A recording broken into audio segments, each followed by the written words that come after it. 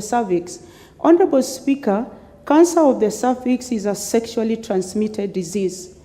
Cancer of the cervix is a sexually transmitted disease with men as carriers and women as sufferers. And I want to insist that if we don't have behavior change, as much as we want to talk about cancer, and we still continue as a nation to involve ourselves with promiscuity, we continue to misbehave with our sexuality, then cancer is not going to leave this country. However much money we put as a fund to mitigate on the effects of cancer. So I want to urge Kenyans, I want to urge us for people to go for screening for the viruses that cause the cancer of the cervix. And when it comes to curing of cancer, Honorable Speaker, it is very, very expensive. So the best approach to have is prevention and control. Even lifestyle, there is obesity. We sit around and we get overweight.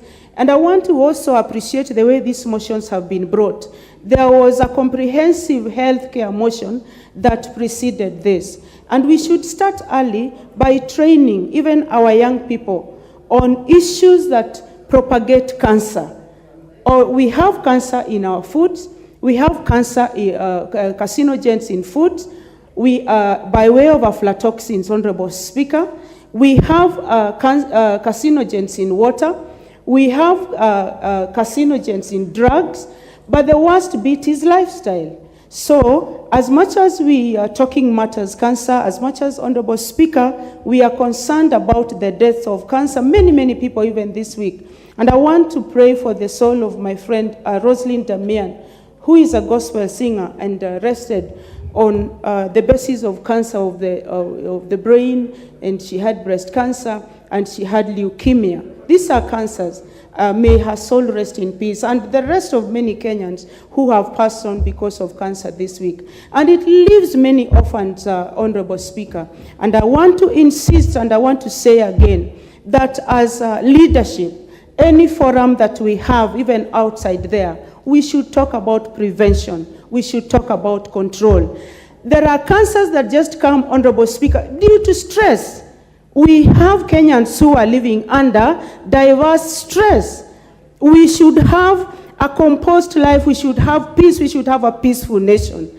Right now, Honorable Speaker, Kenyans are a stressed people. And with the high cost of living, Honorable Speaker, it is important that if it comes as a result of disease, then we should prevent these diseases so that Kenyans can live at least in a way that they are able to accommodate in terms of the cost of living. So this is a motion, Honorable Speaker, that has come at a good time, and I rise to support it. But I also say that as a nation, we should come out and even establish a national sports day, a national walking day, probably in 1 month, so that Kenyans can leave their vehicles at home. Kenyans can walk. We can walk. We can have our children walk. We can have our children do long distances, Honorable Speaker. I represent a rural constituency, Honorable Speaker, and times that I have been called to raise funds, and especially for people who have lost their lives because of cancer. You empathize with the position, Honorable Speaker. But if we can have prevention and control, then also it will trickle down on us so that these monies can also be used in other areas. To add on to another point, Honorable Speaker, I want to say that we appreciate those of us who are working, the Kenyans who are working in the medical profession, with the research that they are doing, and other researchers that are working on cancer. I would implore the government, Honorable Speaker, that more money should be put in cancer research. More money should be put in our learning medical institutions and otherwise, so that more research is done on local remedies to cancer treatment. Because we depend so much on treatment of cancer. However little it can extend life, it is better than someone dying early. So we should invest in our own research systems. We invest in our own research institution. Put more money of this cancer control and prevention fund. put in some money for research. We should have a research component so that we support our learning institution, we support our research institutions, so that we come up with local solutions to cancer issues, local solutions to cancer prevention, local solutions to cancer control. And as I go back on my seat, Honorable Speaker, this is a timely debate, and we want to take care of ourselves. We want to run a healthy nation. We want to learn a responsible nation. We want to stay in a country, Honorable Speaker, where we know that if I do this, I'm likely to get cancer. And if I don't do this, I'm likely to get cancer. And other than cancer, then there are also other diseases that are a problem that also cause cancer. So it should have a wider view, Honorable Speaker. We should have a comprehensive approach in the prevention and control of cancer. I thank you, Honorable Speaker, for the time, and also allow me, Honorable Speaker, to appreciate the Deputy Speaker boss for her getting into another stage. She had her son get married over the weekend, and when this happened, it is a plus for us women. I thank you, Honorable Speaker. Thank you very much, Member for Rangwe. The Honorable Paul Biego, Member for Chesumei.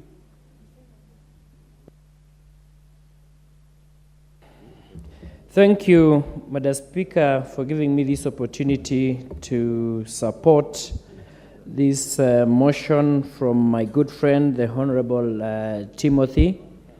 And as I support Madam Speaker, I would like to put to the attention of this House that when a member brings a motion of this nature, it is for the benefit of the nation. And that is why I support strongly, because of what our people pass through in our constituencies. Cancer has been a problem because many people call us for fundraisers. And by actually creating a fund for the prevention, it is going to ease the burden that we as politicians and even the people back at home, it will ease their burden.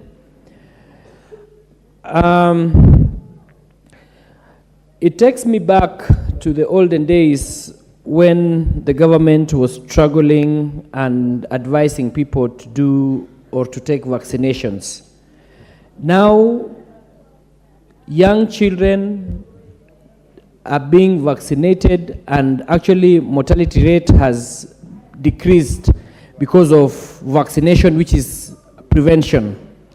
So for the case of cancer, I strongly support this fund to be put in place, because as it says, prevention is better than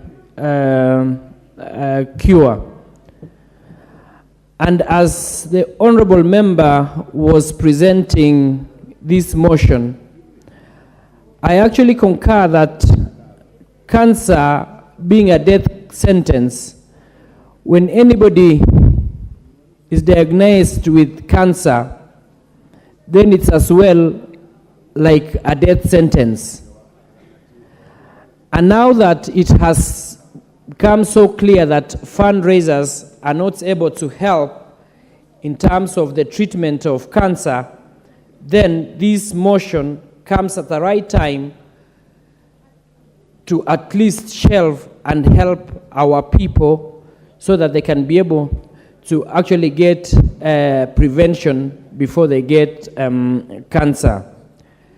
And with the statistics that have been given by the mover, it's extremely clear that the number of cancer patients or those who succumb to cancer is so huge, meaning that even us as a country and as a people, we are losing so many people who would have been potential voters and who would have helped in nation building.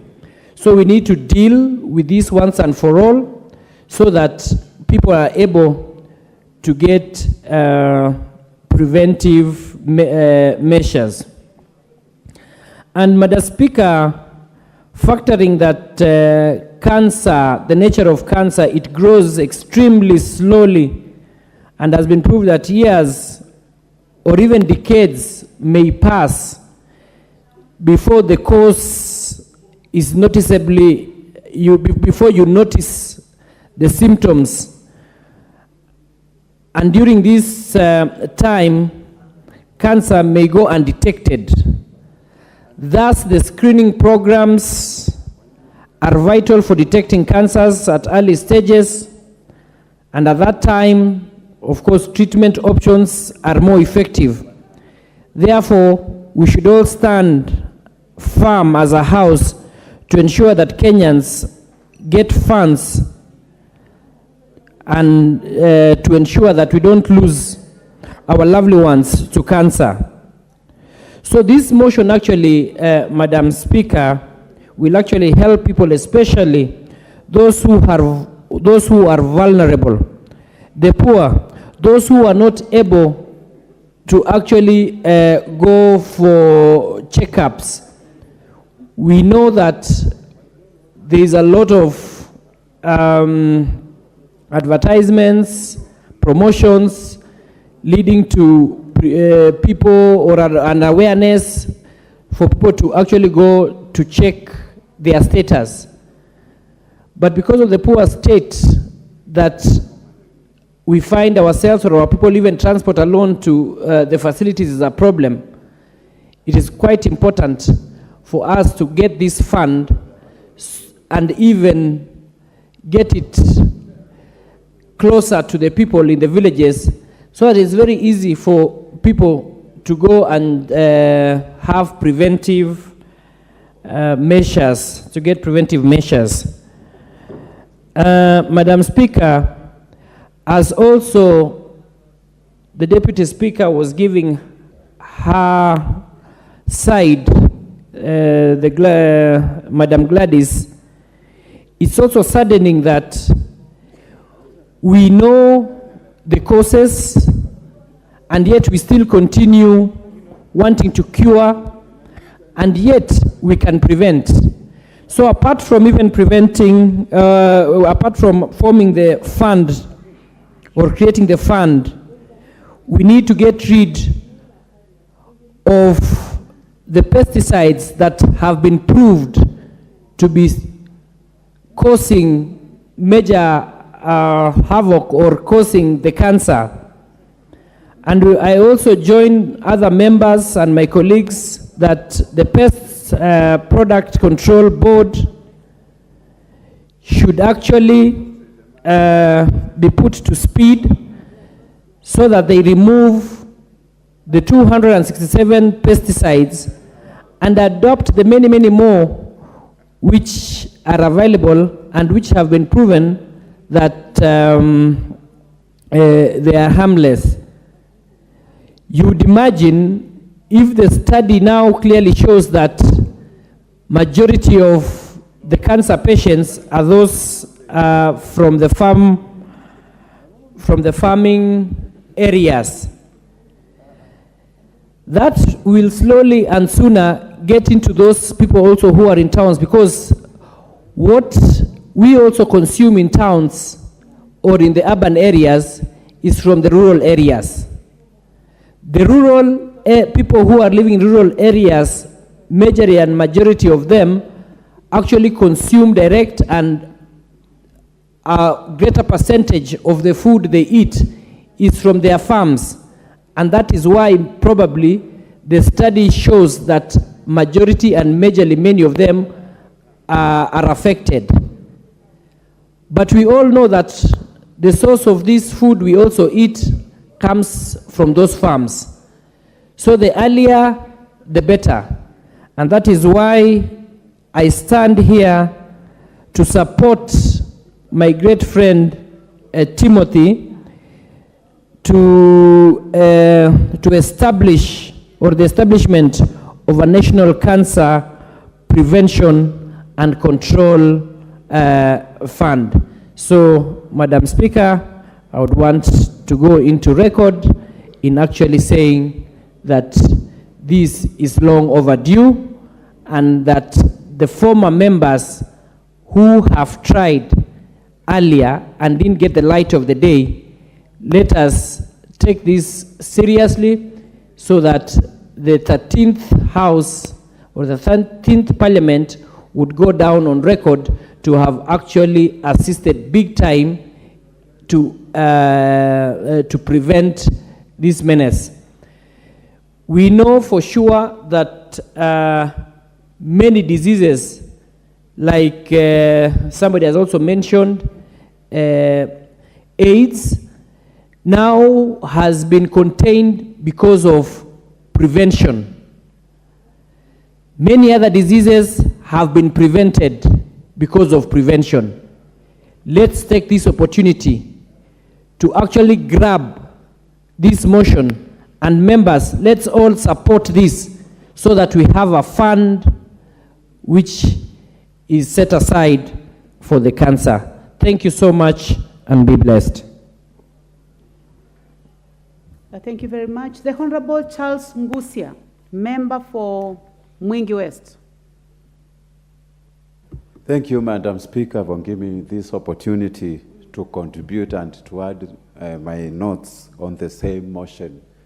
I will start thanking my colleague and my good friend, Timothy Torotich, for bringing this motion to the floor of the House. And in fact, it has invoked a lot of issues concerning cancer and cancer management in this country. Madam Speaker, I will begin by noting that cancer is an illness or a disease that is usually associated with physical, social, emotional, and financial ramifications for people who are affected, even to the families who are affected by cancer. And when you hear of cancer, you think of patients who actually fear of death.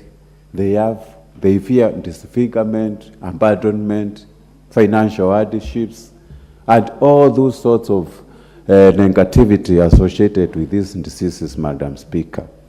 And that is why it is very important to debate on this matter and collectively institute establishment of this fund, Madam Speaker, because I believe that majority of the issues we have been raising here, sometimes cancer is caused by lifestyle. And when I listened to our Deputy Speaker here, it invoked in my mind that we are the architect of our own misery sometimes.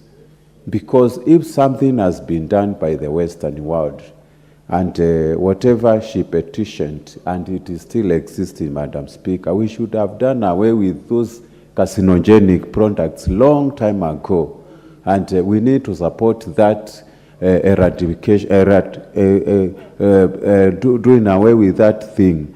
Madam Speaker, establishment of this fund through the National Cancer Institute of Kenya, number one, will help the country in collection, analyzation, and also dissemination of data regarding the cancer issues affecting our country, Madam Speaker. I note with concern that most of us, even we don't have data how many patients we have buried through cancer disease. We don't even have data or information on prevention, diagnosis, and treatment of the same, Madam Speaker. So by establishing this fund, we'll empower these institutions and NGOs which have been really keen on doing away with cancer in our country. Madam Speaker, every time we do fundraisings on weekly, daily, and monthly basis, and majority of the families undergo through financial distress and even physical stress. And because the government doesn't have a consolidated fund on the same, Madam Speaker. So this one is going to help family overcome challenges and financial hardships we have been experiencing. And they always say prevention is better than cure. Majority of the people, they perish because of lack of information. by establishing this fund, it will ensure we have cancer counseling centers, and we can have a regular visit of anybody suspecting he or she has got cancer effects, or rather cancer-causing kind of effects, Madam Speaker. So I am supporting this. And we have seen so many Kenyans going to Ahmedabad, that is India, seeking for treatment of cancer. And India has really enjoyed in terms of this because they have adequate facilities and personnel to handle cancer. And one of the cities which is really surviving because of medical issues is Ahmedabad. So by establishing this fund, we'll make sure we have enough researchers who can establish cancer treatment centers. Hence, it will promote what we call medical tourism in our country, and that will be an added advantage of the same. Madam Speaker, also, this is going to create employment in our economy when we do all these things, and we will invest in research, and many of our people who are even unemployed will venture into issues of medical, and it will be very important for us to do a lot of research on these cancer issues, Madam Speaker. I don't want to labor a lot because my colleagues also want to speak on the same. I have seen the need to have this fund in place, and it is important for National Cancer Institute of Kenya to make sure their availability and also their presence is felt across our country. So far, we have an institution, but majority of our patients who are going through this kind of mental, or rather experiencing this disease, they don't even know whether we have got this institute existing in our country. So with those few remarks, Madam Speaker, I support. Thank you. Thank you very much, Member for Mwingi West. Honorable members, now the next opportunity will go to the Honorable Dorothy Muthoni, nominated member.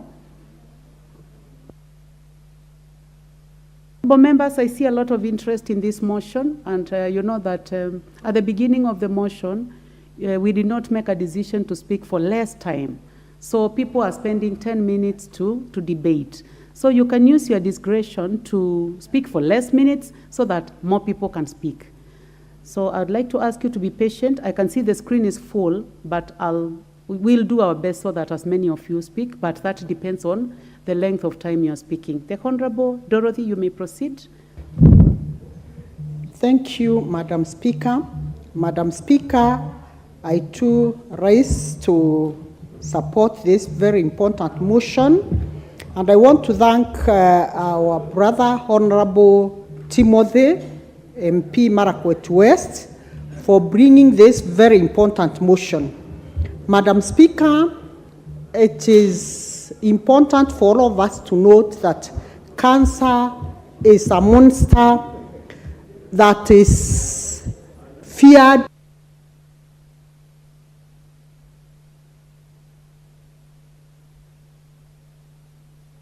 The Honorable Dorothy doesn't have the mic. What has happened? Thank you, Madam Speaker.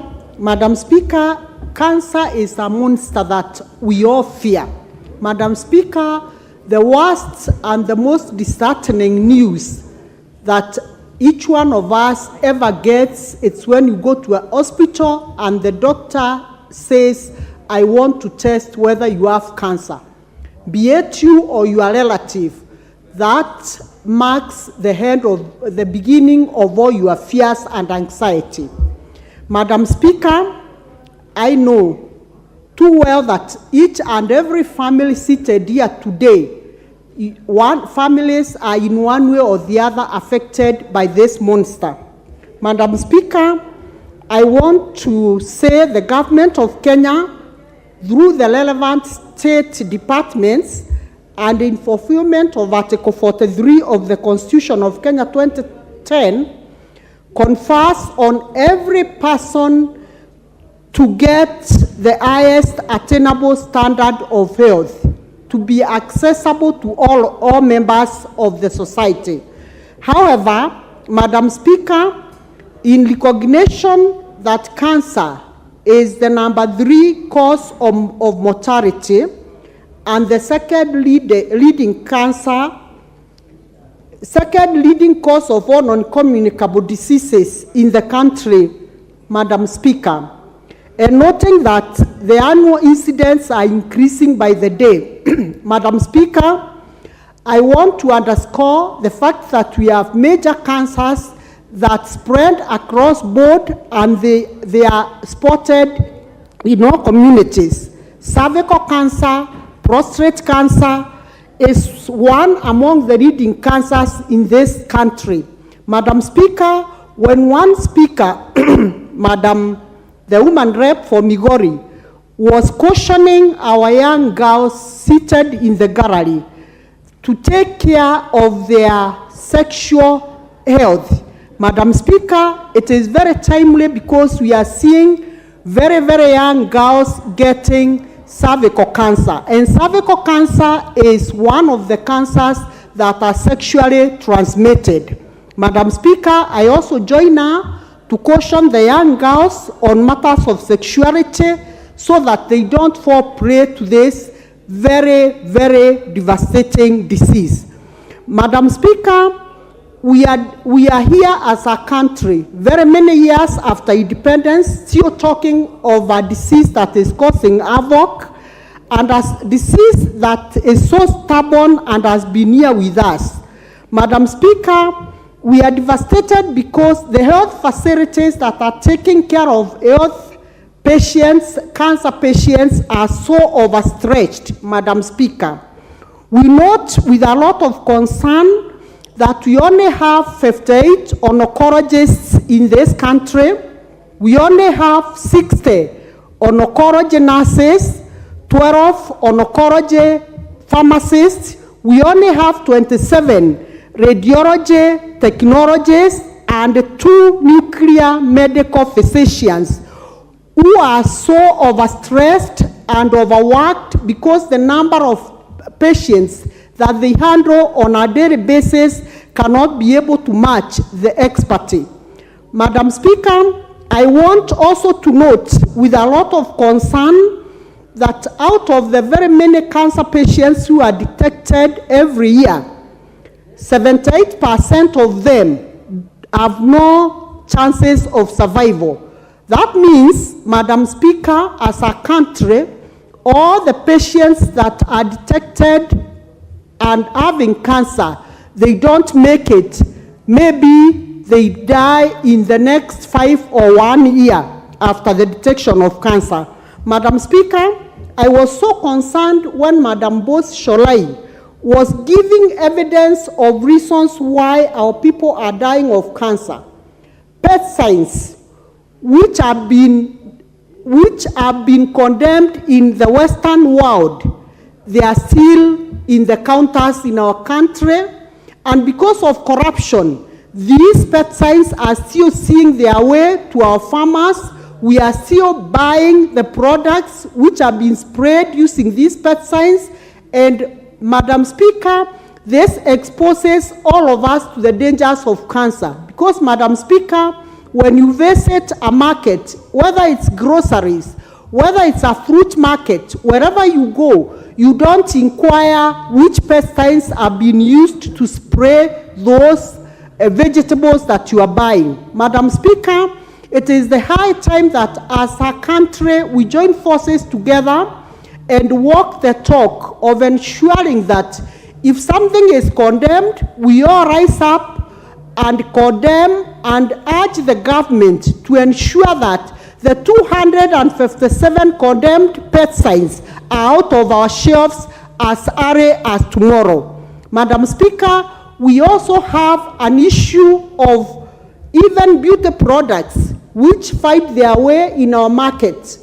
And these beauty products are condemned also in other countries, and they are still in our shelves, Madam Speaker. And all these products, because the effects of cancer is never realized in a day. The effects of cancer is realized after maybe 1 year 2 years, 3 years, or even 5 years. And Madam Speaker, we are saying this is the high time that the various government agencies work and ensure that they are not corrupt, so that things that are not supposed to be in our shelves, they are not found there. Madam Speaker, I want to say the proposed fund that Honorable Timothy is proposing will ensure that we increase in capacities of the community health system to create awareness about cancer and early care seeking, therefore increasing the chances of survival and successful treatment. Madam Speaker, we also want to increase in human resource capacities at all levels of care community, county and tertiary and at the national level. And this will ensure that the detection of cancer and early and accurate diagnoses are made, so that the referral and treatment are done at the earliest opportunity. Madam Speaker, this also fund will ensure that the procurement of equipment for diagnosing and staging to complement the current capacity, noting that all available facilities are only found at the Kenyatta National Hospital, and then most recently Kenyatta University Teaching, Research and Referral Hospital. These are the only public utilities that have all the gadgets that are required for proper diagnosing of cancer patients. Madam Speaker, I want to also say we have also health facilities which are private and they are not within reach of the common persons, Madam Speaker. Madam Speaker, you realize cancer is the only disease that will eat your money, it will eat your relatives' money, it will eat the money of the entire community, Madam Speaker, and it will ensure that it carries all your wealth up to the grave. Madam Speaker, this is the high time that as a country we become serious with cancer. Madam Speaker, and the only way we can be able to do this is ensuring that this fund is put in place so that we can be able to employ at the earliest opportunity community health workers who will ensure that they can be able to assist the people at all levels to detect the early symptoms of cancer. Madam Speaker, I want to say as a house, it will be very, very unfortunate if we can sit here as registrators and not pass legislation that will ensure that cancer treatment, cancer prevention is accessible to all of us. Madam Speaker, I wish to support this very important motion and urge Honorable Timothy to ensure, and the entire House, Madam Speaker, to ensure that we walk the talk and this debate does not end by only debating. We take action. Thank you, Madam Speaker. Thank you very much. Honorable members, I know I should be looking at the left side, but I am going to purposively go to the Honorable Member for Westlands, the Honorable Timothy Wanyonyi. Thank you, Madam Speaker, for giving me a chance also to speak on this motion. Madam Speaker, when I came in, I listened to the Honorable Deputy Speaker when she was speaking, and she gave quite some good information about prevention of cancer, because some of the chemicals that we are consuming, Madam Speaker, have been banned in many countries, but are still here on our shelves. Madam Speaker, prevention is always better than cure. And if we work on the causes of cancer from the onset, then we will be able to control or manage the effects of cancer that is now spreading like a wildfire.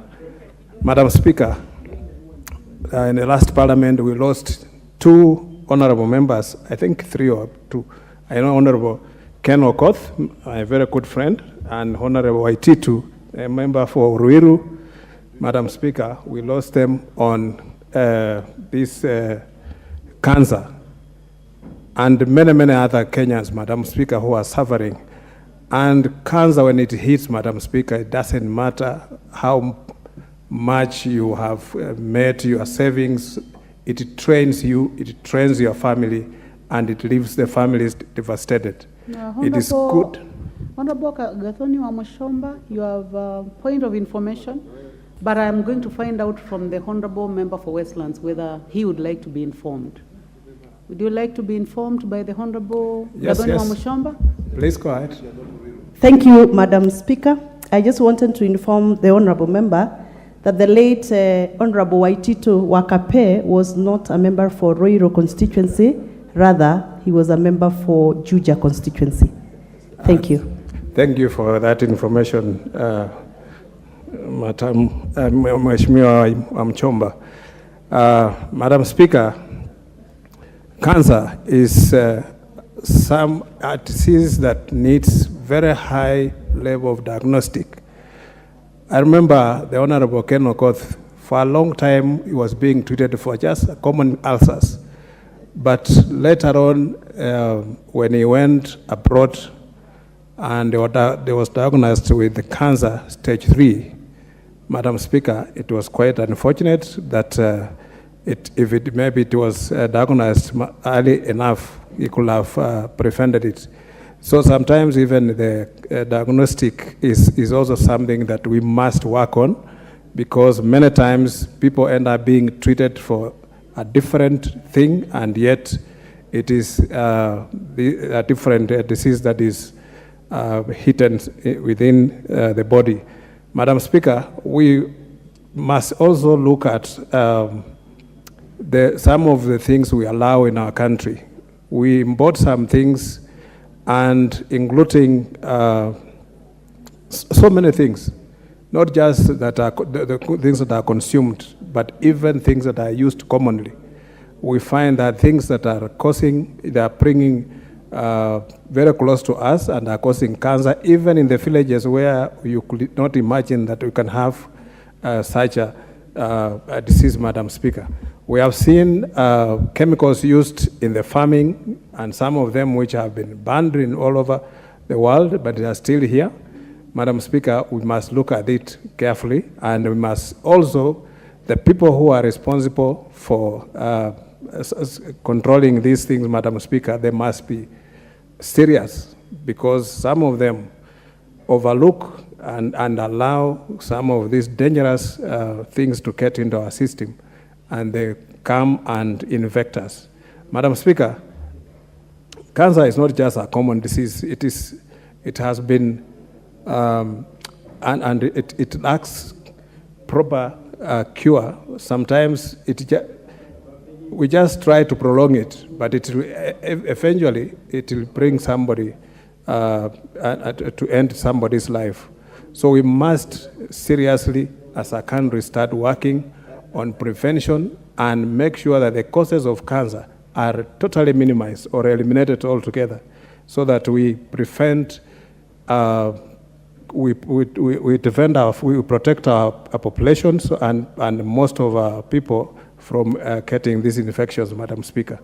Thank you, Madam Speaker, and I want to congratulate Honorable Torotich for bringing this, and the fund for this, establishing a fund for cancer, Madam Speaker, it will be a good thing if the government can do that, because this will also help people who are being trained or who are taken out of the country, and we go and spend a lot of money.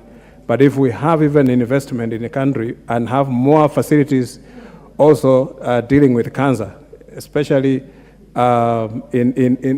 if we can have it at least at every county level, then it will be able for people to access treatment quickly and to be very near and accessible to them. So, Madam Speaker, establishment of a fund, I think in collaboration with the county governments, it will be something that will be handy for all of us, and we want to encourage this. And maybe the honorable member at a later stage can even take this and convert it into a bill and bring it so that we can pass it into a law and make sure that the Kenyans can access treatment, affordable treatment within the country and within the facilities that are available, Madam Speaker.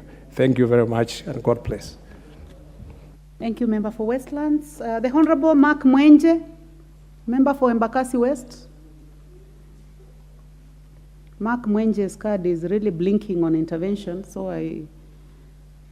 he's out of the House. The Honorable Agnes Pereio, Member for Narok North. Thank you, Madam Speaker, for giving me this opportunity to put my voice on this motion on establishment of a National Cancer Prevention and Control Fund by Timothy. And before I continue, I would like to thank Timothy for bringing this motion to this House.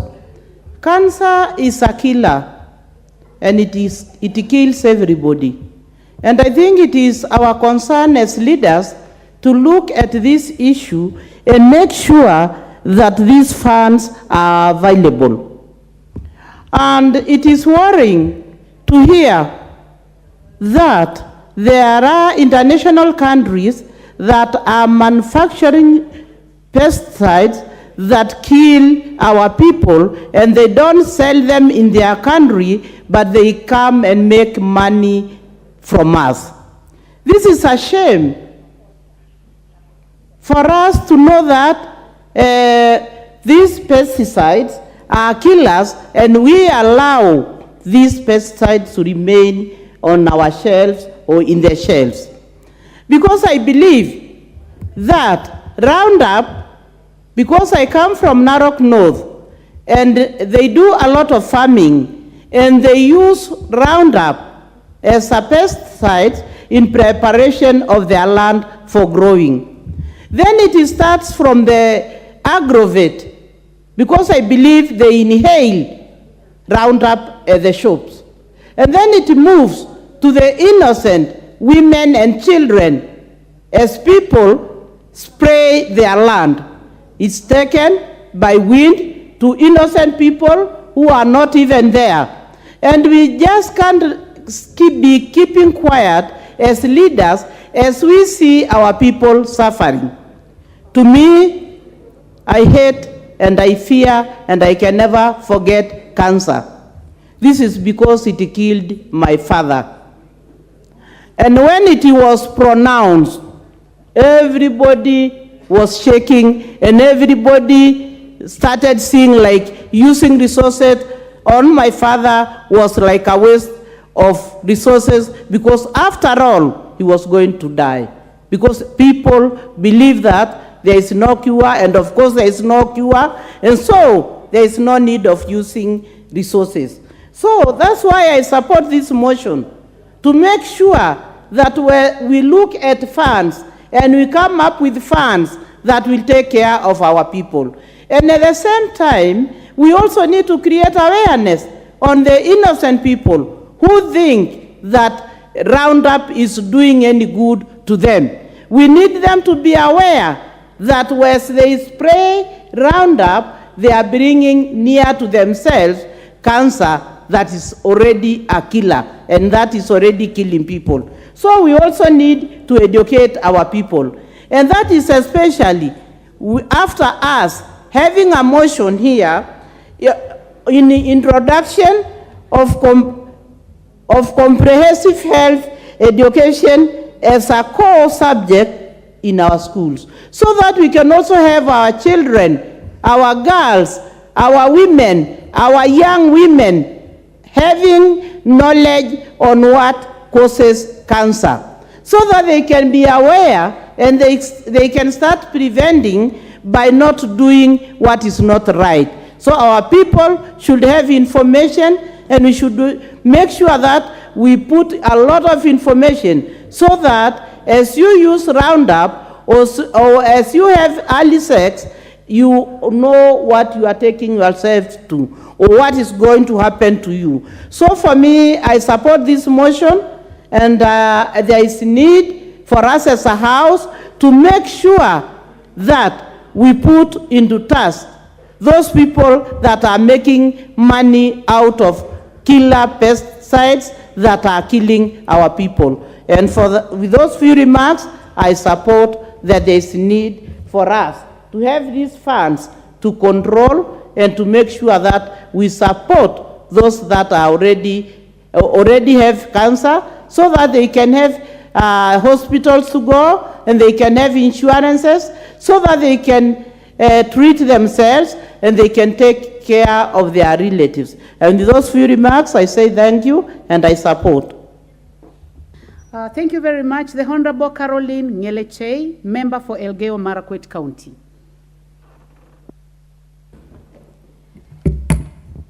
Thank you, Madam Speaker. And I rise to support the motion on establishment of a National Cancer Prevention and Control Fund by Honorable Timothy Toroitich, my MP, the MP for Marakwet West. Madam Speaker, as I sat here listening to members' debates, I realized that the issue of cancer is very emotive. But then, Honorable Speaker, I think we should focus now more on the discussion on the funds of that as per the motion. Madam Speaker, and I'll choose to stick and discuss on the funds to control and prevent cancer. Madam Speaker, as a country, I think not enough focus, or we've never given attention to the killer disease that is cancer. Madam Speaker, we have so many people nowadays in Kenya suffering from cancer than even malaria. But then, Honorable Speaker, the government, there are funds allocated to malaria. There are funds, even when we got COVID, funds were allocated and vaccines were free. We have donors giving ARVs, antiretroviral medicine. We have others even helping us to control births by giving us pills. In many public places, Madam Speaker, condoms are free and you can pick from any and every other dispenser. It is about time also we get to give a slot to cancer, Madam Speaker. Somebody might argue and say that these other ones are donations. But then for the government, if there is no one who is interested to give a donation, or if there is no one who is interested in funding this one, the government of Kenya should actually pick it up and ensure that we do something about cancer. Madam Speaker, cancer, I think, has affected almost every and other family. I lost my father 2 years ago and my grandfather at the same time to cancer. I understand the plight that families go through when they have cancer patients. You feel helpless, you get traumatized, you're drained to poverty, and eventually the worst nightmare is you know that you are eventually going to lose this person, especially if they are in the later stages of cancer, that is stage 4, stage 3, or stage 4. Madam Speaker, at times we spend a lot of money, even when we've been told that our patients are now given palliative care and nothing is going to be done to save their lives. But then, since you cannot just sit and watch your beloved one dying, you will still spend money knowing that that money is just going to the grave. Madam Speaker, it is about time in this country that some terminal diseases, and in this case cancer, be a burden of the government. The government should help people, or to help the people of Kenya to shoulder some burdens like these ones, because some are very preventable. Like malaria, you can prevent. We could prevent COVID. HIV is preventable. Even the birth control pills are not necessary. We can prevent it naturally. But for the case of cancer, that is something that we don't even know when we have it. And we work with it for several years, several months before it is discovered, and we are now told that there is nothing that can be done about it.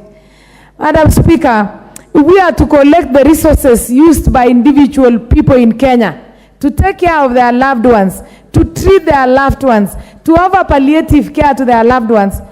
It is a huge amount of money that can even run the economy of this country. Madam Speaker, some people who have means, or also who don't have, but they still need to have their loved ones alive, fundraise, contribute, sell property, and even travel to China. They travel to India. They travel to the UK and to the US. The worst thing at times, Madam Speaker, is when you are in those countries, they never tell you that this person is not going to survive. They milk you to zero. They drain you to zero. And you will come back maybe with somebody who is not alive. You might come back with somebody who is dead. Even the expenditure of having a dependent there is not easy. As we speak, Madam Speaker, I have my friend hospitalized in India. His name is Jude. Being treated of the same, being treated of cancer. It is not cheap. He's been there 3 times. It is not cheap. He's taken loans. He's done all he can. Madam Speaker, some of those expenses can be made cheaper if the country, if as parliamentarians or as Kenyans, we set even aside one hospital that will deal exclusively with cancer. We have so many private hospitals around. We have even those who offer palliative care.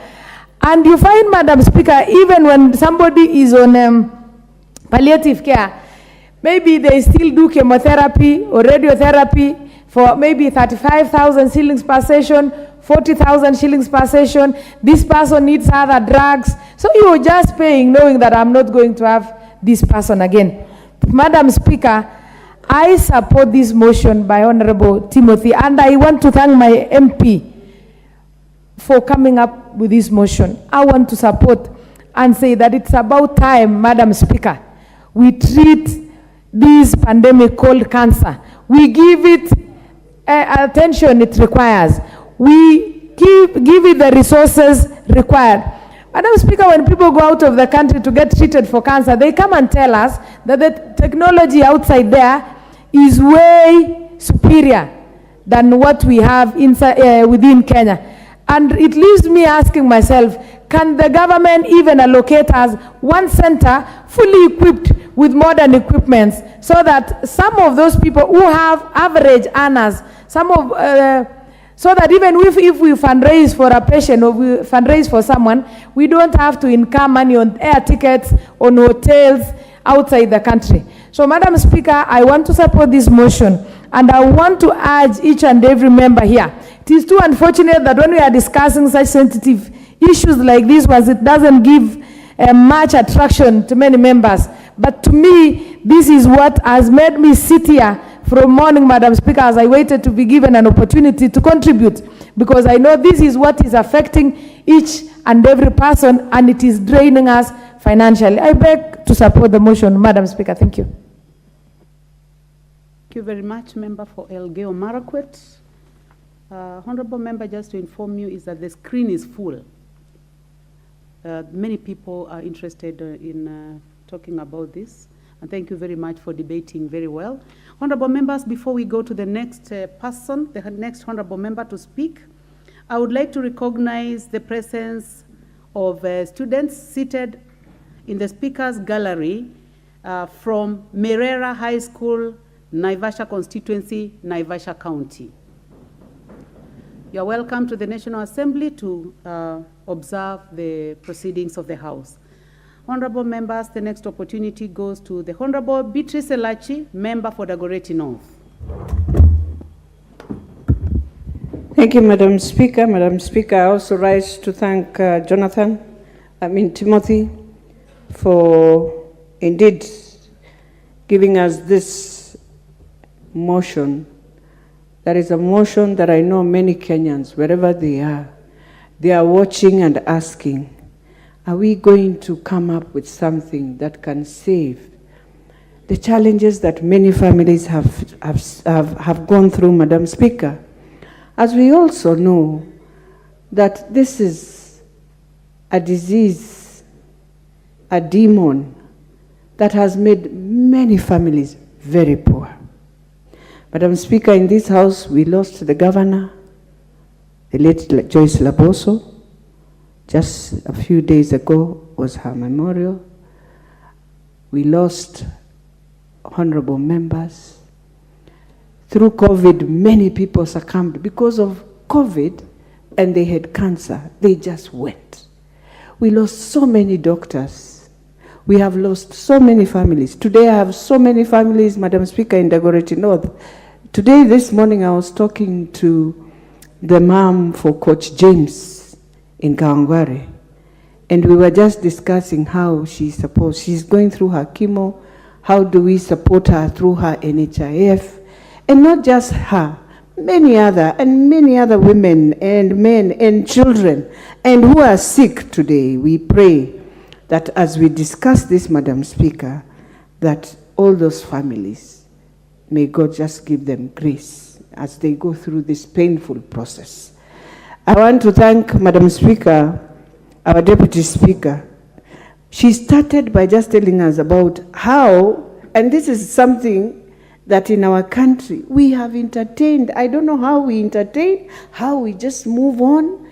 We entertain when we have our own in offices who have just decided to ignore some of the things that we are saying, even in this House. Madam Speaker, when you look at the pesticides that have been banned in Europe, and you might be surprised they are in our shelves in Kenya, you will be surprised that they are numbers and numbers. I am hoping in Kenya right now, Asafet is out of the shelf. I am hoping, Madam Speaker, Aldrin is out of the shelf. Dinosebe is out of the shelf. Madam Speaker, Aldrin is out of the shelf. Benson is out of the shelf. Calcium cyanide is out of the shelf. Edrin is out of the shelf. Menazone is out of the shelf. Nitrofen is out of the shelf. Sodium methane is out of the shelf, and many others, Madam Speaker. When you name them, you walk into any of those local vet kiosks that we have. Madam Speaker, you'll be surprised. One of these is somewhere. And our farmers are helpless because they don't know. And here we are talking to an authority, a body that is supposed to look at all these things, and we are saying we are safe. Madam Speaker, cancer arrived in our country as a silent killer when those who are doing pesticides were now making money. Today, where we are talking, every Kenyan you'll hear when you go to hospital, Madam Speaker, they have inflammation, they have this, they have this. As you move from inflammation, your parent, your mother, your father, your relative, at the next, because you cannot diagnose and understand, next thing she will be in stage 3 cancer, stage 4 cancer, H. pylori every day because of water. People are just in hospital, Madam Speaker, every day a kit of H. pylori, a kit of H. pylori. We are forgetting it just moves and becomes that silent killer. And as we put in this, Madam Speaker, we need to request the government, first of all, through just the NHIF card, can we improve it for our Kenyans to use it in hospital? For those who are going for chemo, for those who are struggling, they have to come to Kenyatta. Madam Speaker, we can be better. We can make it better. And we can look at how we deal with this. Once and for all, we can put up our own research center, our own place. We are told, Madam Speaker, for you to just get the drug, to get exactly and diagnose, you either have to go to South Africa or you go to India. So in Africa, it's only South Africa. Why can't we also, as a country, look in a place where we know it is not crowded, it doesn't, because there's a lot of radiation in it, Madam Speaker. and start ourselves to save our own. Madam Speaker, I believe today this is the number one killer in our country. It is the number one poverty killer.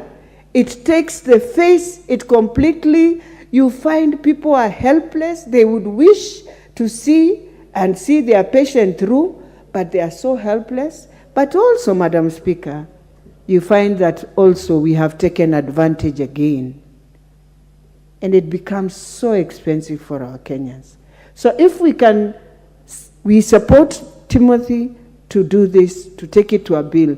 But in the meantime, ask the government to ensure you enhance NHIF to be better for any person who is going through any chronic disease in this country.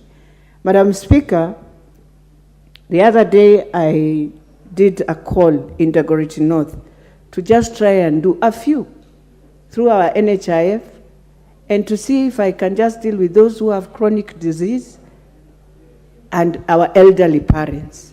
But this is not enough, Madam Speaker. It's a bit sad. And today when I see us, even walking, you walk today, you are normal, tomorrow you find yourself. But also, Madam Speaker, I want to plead with those who have the insurances, even our own insurance. Madam Speaker, you can go even 10 times. You are told, oh, you must get the letter from the doctor, or you go, you get the letter, they say, no. You must change and have you cannot go there again to be diagnosed, you cannot go there for testing again. So you are wondering, you have an insurance, you cannot go for any treatment, Madam Speaker, without being tested again. So even our own insurance here, they have to change their attitude on what they are doing on members. Because I'm in the service committee, Madam Speaker, and there are many complaints also. And we want to say, if a Kenyan feels they want to go for treatment, allow them to go, Madam Speaker. This thing of you remember, Madam Speaker, a few months ago, there was a motion they were trying to push that you have to go through the ministry, and we refused in this house. We said, by the time you are going all over the ministry to sign off somebody to go for treatment, that person will be no more. So, Madam Speaker, we are saying, if any person has an insurance, by a paracetamol, by a company, given, allow them, if there is nobody who is willing to go and sleep in a hospital for the sake of sleeping in a hospital, so they should be allowed, if they go and say, I feel this and this, and I have gone through several treatments, allow me to move and go for other treatments, they must be allowed. And they must be allowed because that is the person who understands where they are sick, how they are sick.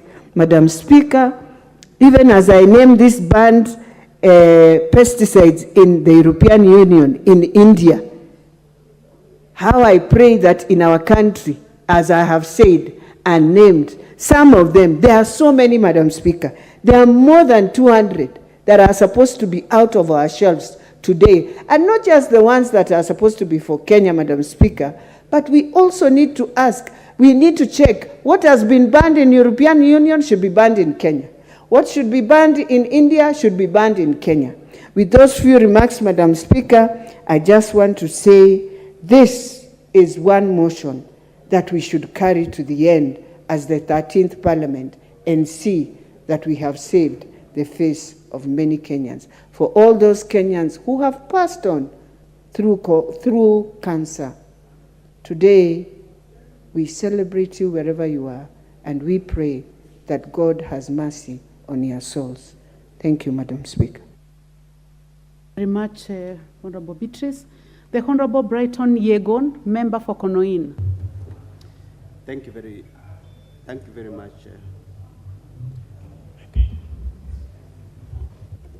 you very much, Madam Speaker, for allowing me to contribute to this motion of establishment of National Cancer Prevention and Control Fund by Honorable Timothy Toroitich.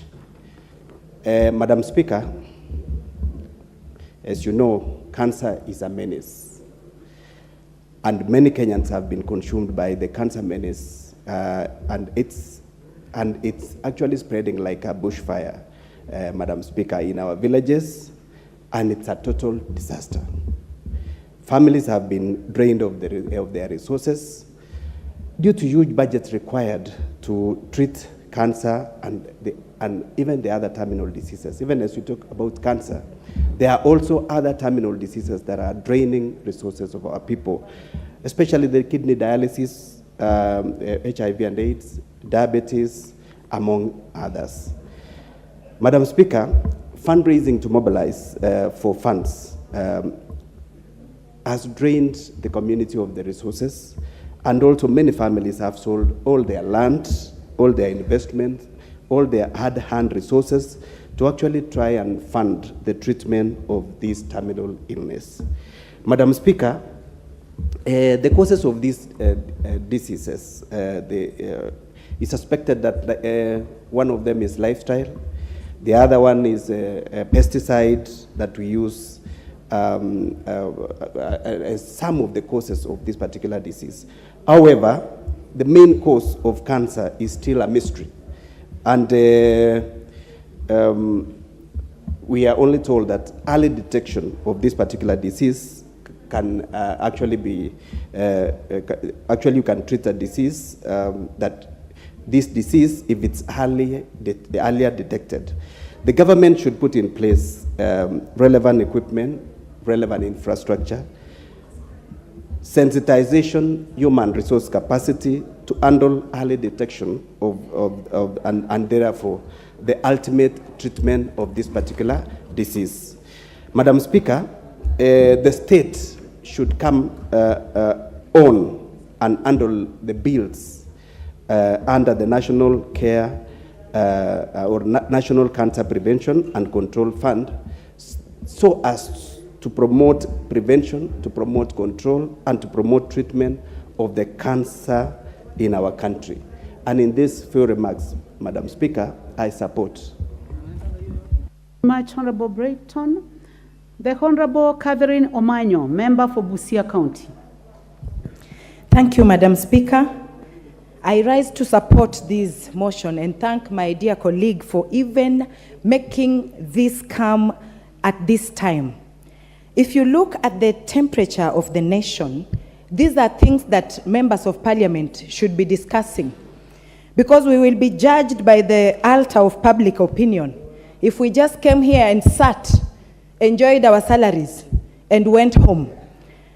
Looking at how the European nations have been dumping toxic wastes in Africa and bringing, making sure that they hold some of the top people in government to make sure that their poisonous things that they don't know where to put, they bring in our nations. If you go to shelves in chemists, pharmacists are selling things that in the developed nations have been banned. Why are they bringing them to Africa? If you go to farms today, the farmers are using pesticides that are toxic to our health. And they know very well that our health system is not yet at par as theirs. And if they tried and found out that it is poisonous, why bring it into our nations? We want those people who are supplying these pesticides named and shamed, and if there is a board that has been compromised, that board to be dismantled, because we are talking about people who are endangered. Our people must be protected, and the right people to protect them is this house, this parliament. So those pesticides that Honorable Gladys Cholet has already even detected, put it in writing, knocked doors, said this thing is killing us. She is a very good farmer. I know, and I've witnessed her in her farm busy. So she's not talking out of theory. It is pragmatic. Why should we keep counting? Oh, cancer is killing us. Oh, cancer is on the rise. Oh, cancer. And we know that we have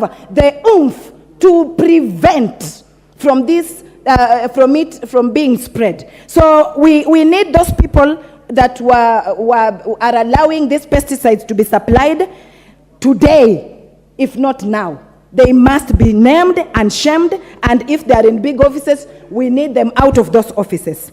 We know very well that if we have this fund, cancer fund, in time, we will have these symptomatic patients detected in advance. If cancer is diagnosed in advance, that means it will not be costly. They will actually try to seize it. They will prevent it. They will do whatever they can do at their capacity. Those doctors know what they do to at least control it and kill it.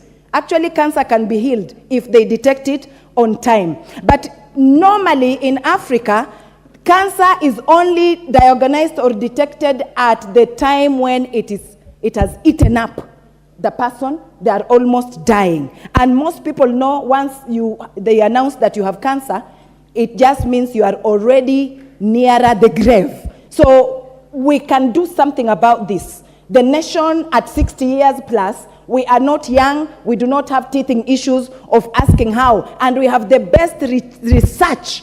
Nairobi University, these other institutions that do research can do this. Let us not keep thinking that the solution is somewhere else or the solution must be in Europe or America. The solution is in our hands, and this is the time to activate what we can do as a nation and stand tall. Thank you, Madam Speaker. We have to put these health issues as a priority. You cannot be leading graves. We want to lead people who are healthy, and a healthy nation makes wealth.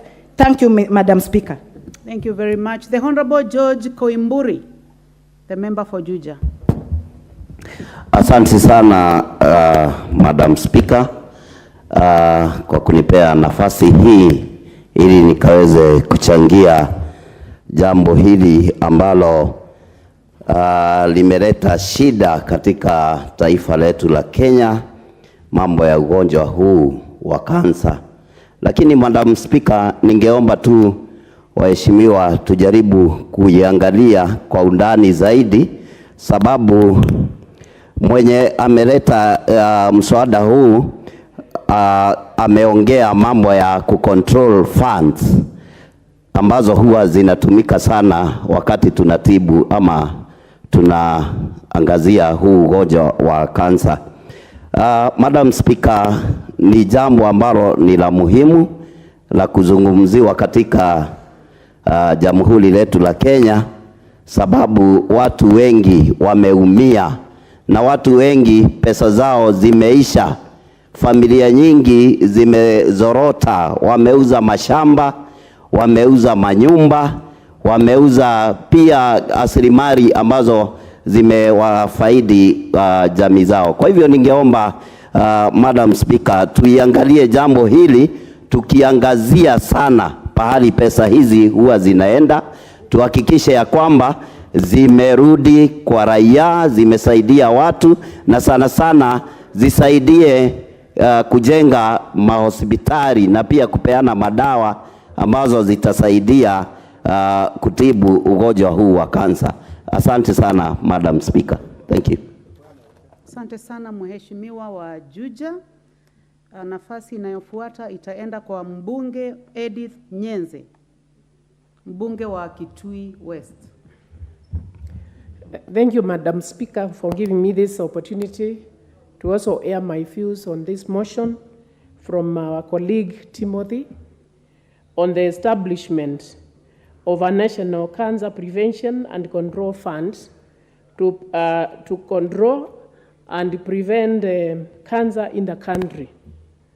Let me start by saying that this motion is very important, and in fact such a fund shouldn't even find its way in our budget.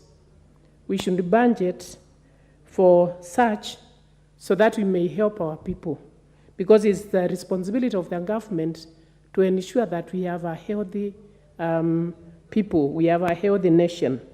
So it's very important to have it in the budget. So keeping a healthy nation will ensure that we are economically stable, that our bodies are healthy, and it will even go a long way in ensuring a longevity of our people. So it's a very important motion on prevention and control fund to prevent cancer. I also note that this fund would be very important to educate Kenyans and also make awareness on this disease known as cancer.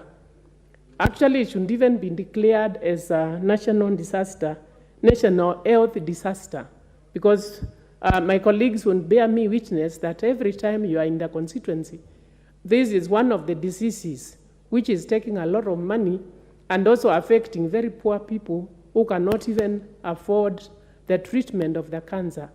And therefore, such a fund would also come up with prevention measures and also awareness on how this disease can be controlled, or now this disease can be managed, or now this disease can be controlled.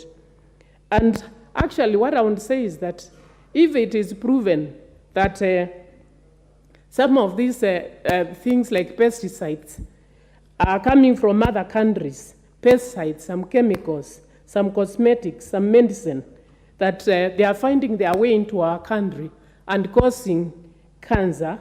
So what is the government doing? Where is KEBS? Why are they not preventing us from getting such goodies from outside the country, which would bring such disease? So I would caution that the government, we should be very careful. If this one is a proven fact that they are causing cancer, then we should be doing something to prevent these things getting into our country. But Madam Speaker, also, sometimes I even question about cancer. They say that cancer is caused by weight, that is excessive weight. They say that cancer is caused by tobacco.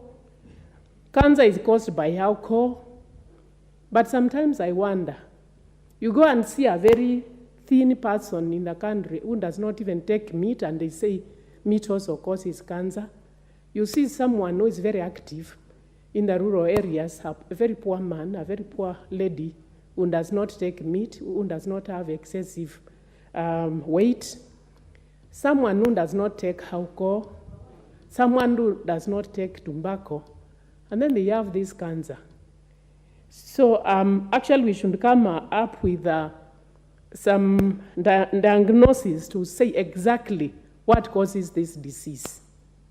Because it's not a disease for the rich, it's not a disease for the poor, it's a disease for all. So when they talk of weight contributing to cancer, I'm not saying it doesn't, but I've seen many people who are not who do not have excessive weight getting cancer, as I've said. So we should come up with some real causes of cancer, some real prevention measures, real awareness to our people so that we can know what to prevent. Because I'm sure, Madam Speaker, that almost everyone of us is affected or affected by this disease in one way or the other, directly or indirectly. So as I've said, I think we should declare this disease as a national health disaster, and then the government should come up with measures in budgeting for this disease. Even Kenyans, we can also contribute to this fund. We can contribute to this fund, maybe even through the awareness. We could have cancer walks, or even if it's on an annual basis, and we contribute towards this fund. I'm sure all of us, since we are affected, Kenyans would be willing to even contribute to this fund and ensure that this killer disease, this horrifying disease, is controlled, is prevented, and, if possible, reduced in a big way. And with that, Madam Speaker, I support. Thank you. Thank you very much, Member for Kitui West. Honorable members, before we go to the Honorable Wamushomba, I would like to welcome students seated at the Speaker's Gallery, St. Peter's Kambukaini Secondary School from Kieni constituency, Nyeri County. Students, you are welcome to observe proceedings of the House. The Honorable Gathoni Wamushomba, Member for Githunguri. Thank you, Madam Speaker, for giving me an opportunity to surely support this wonderful motion, a meaningful motion on behalf of the great people of Kenya, because cancer has indeed been a menace in our households. Allow me, Madam Speaker, to congratulate the Honorable Member, Honorable Timothy Toroitich, for this wonderful motion. I am sure the people who voted in this Honorable Member are proud to have a realistic member who's moving with the times and the needs of the people of his constituency. And on behalf of all other members, Honorable Timothy Toroitich, thank you for filling the gap. Honorable Speaker, every time I am in my constituency in Githunguri, I receive 10 to 10 cards inviting me for fundraisers, medical related. 50% of the cards that I do receive are cards that are fundraising for the sick, bedridden, hospitalized, dead and not released to bury because of bills associated, and others seeking medication outside the country and they cannot afford the bills they are in. Madam Speaker, every single household in my constituency has such related cases. Families are going bankrupt. Families are selling ancestral land to cater for medication. In my constituency, Madam Speaker, my voters are farmers, and we concentrate on dairy cows. So we use our dairy cows as assets. We have provided our pedigree cows in hospital as security to be able to cater for medication bills. It is so emotionally challenging for a family to give out their cows, their title deeds, their logbooks into hospitals so that they can be able to take care of the ailing kings. Madam Speaker, I am very excited about this idea of establishing a National Cancer Preventive and Control Fund, because without money, any intervention cannot be implemented. But I'm also very, very keen to know, after we debate this motion, and probably we create a fund, do we have a departmental sector within the Ministry of Health that strictly takes care of cancer, diagnostics, investment, and other activities around cancer? Madam Speaker, I come from a media communication background, and I've been very active for the last 24 years in this country. And while I was on radio, I invested almost 50% of my time to speak about malaria control in the late 90s and early 2000, up to about 2006. Every single morning, we aired advertisements sensitizing communities around the lake, around the Central Highlands, the Eastern Highlands, on how to prevent malaria. We even created a department in the Ministry of Health called the DOMC, Department of Malaria Control. That was a preventive intervention. Madam Speaker, we have the money, and we are supporting this motion so that we can create the money through the National Cancer Preventive and Control Fund.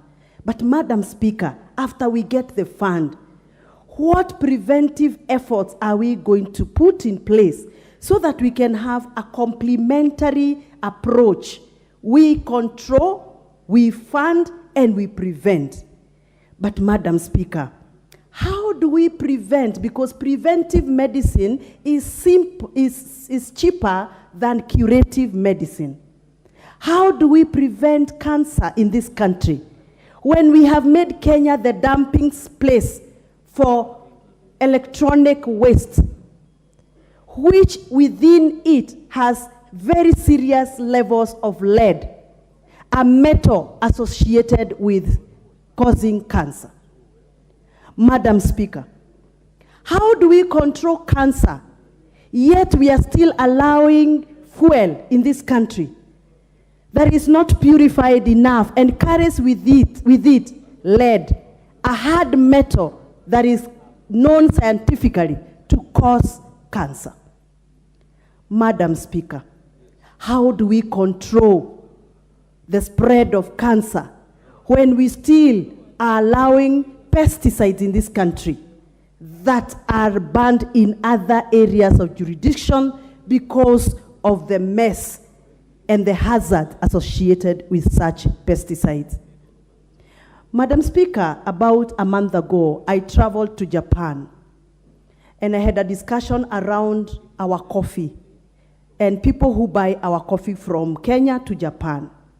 And sadly, they told me that they no longer buy coffee from Kenya and our coffee is banned for the next 3 years since 2020 because of impurities that have been traced to be carried by our coffee because of use of banned pesticides.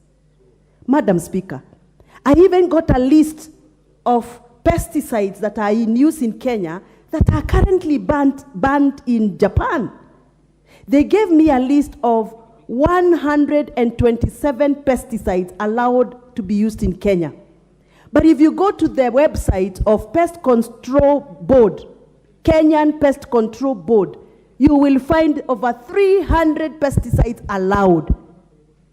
The difference of those pesticides, Madam Speaker, is what is even making our coffee not get market outside Kenya.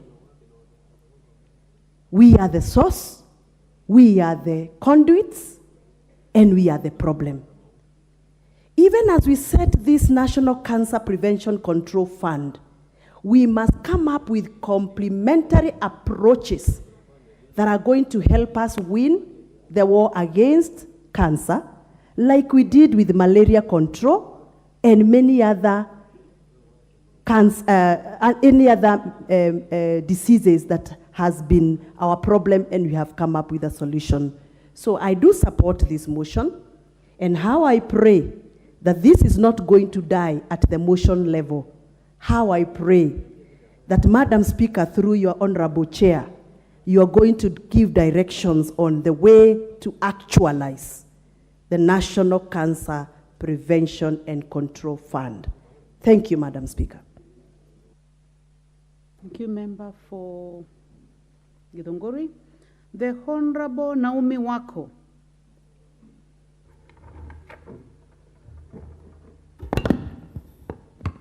Member for Marsabit County.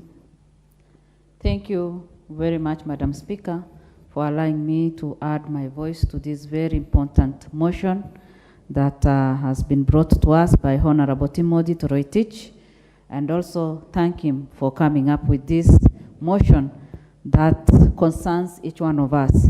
Madam Speaker, as many honorable members have already said, cancer is a disease, is something that is affecting our country and has affected every family in this country in a huge way. Some people have suffered because of a family member, others have lost 2 family members, and you can imagine even the stress, the financial, it drains people financially, and you can imagine what many families have gone through, especially those who have been affected in terms of 2 members of the family. And cancer is something that, before we used to believe that maybe it is because of your advanced age that you get cancer. But today, even a 1-year-old baby, even 6 months old baby, I have witnessed a child who is less than a year who died of cancer. And it was very traumatizing for the parents, for the mother and the father to sit there and take care of a sick child who is quite young and cannot even be able to bear the pain. Madam Speaker, families have been denied the opportunity to grow economically and even as a family because of the confusion that this disease has brought into into many homes. I know even here as we sit, many of us have been either been affected or others survive with cancer. And that is why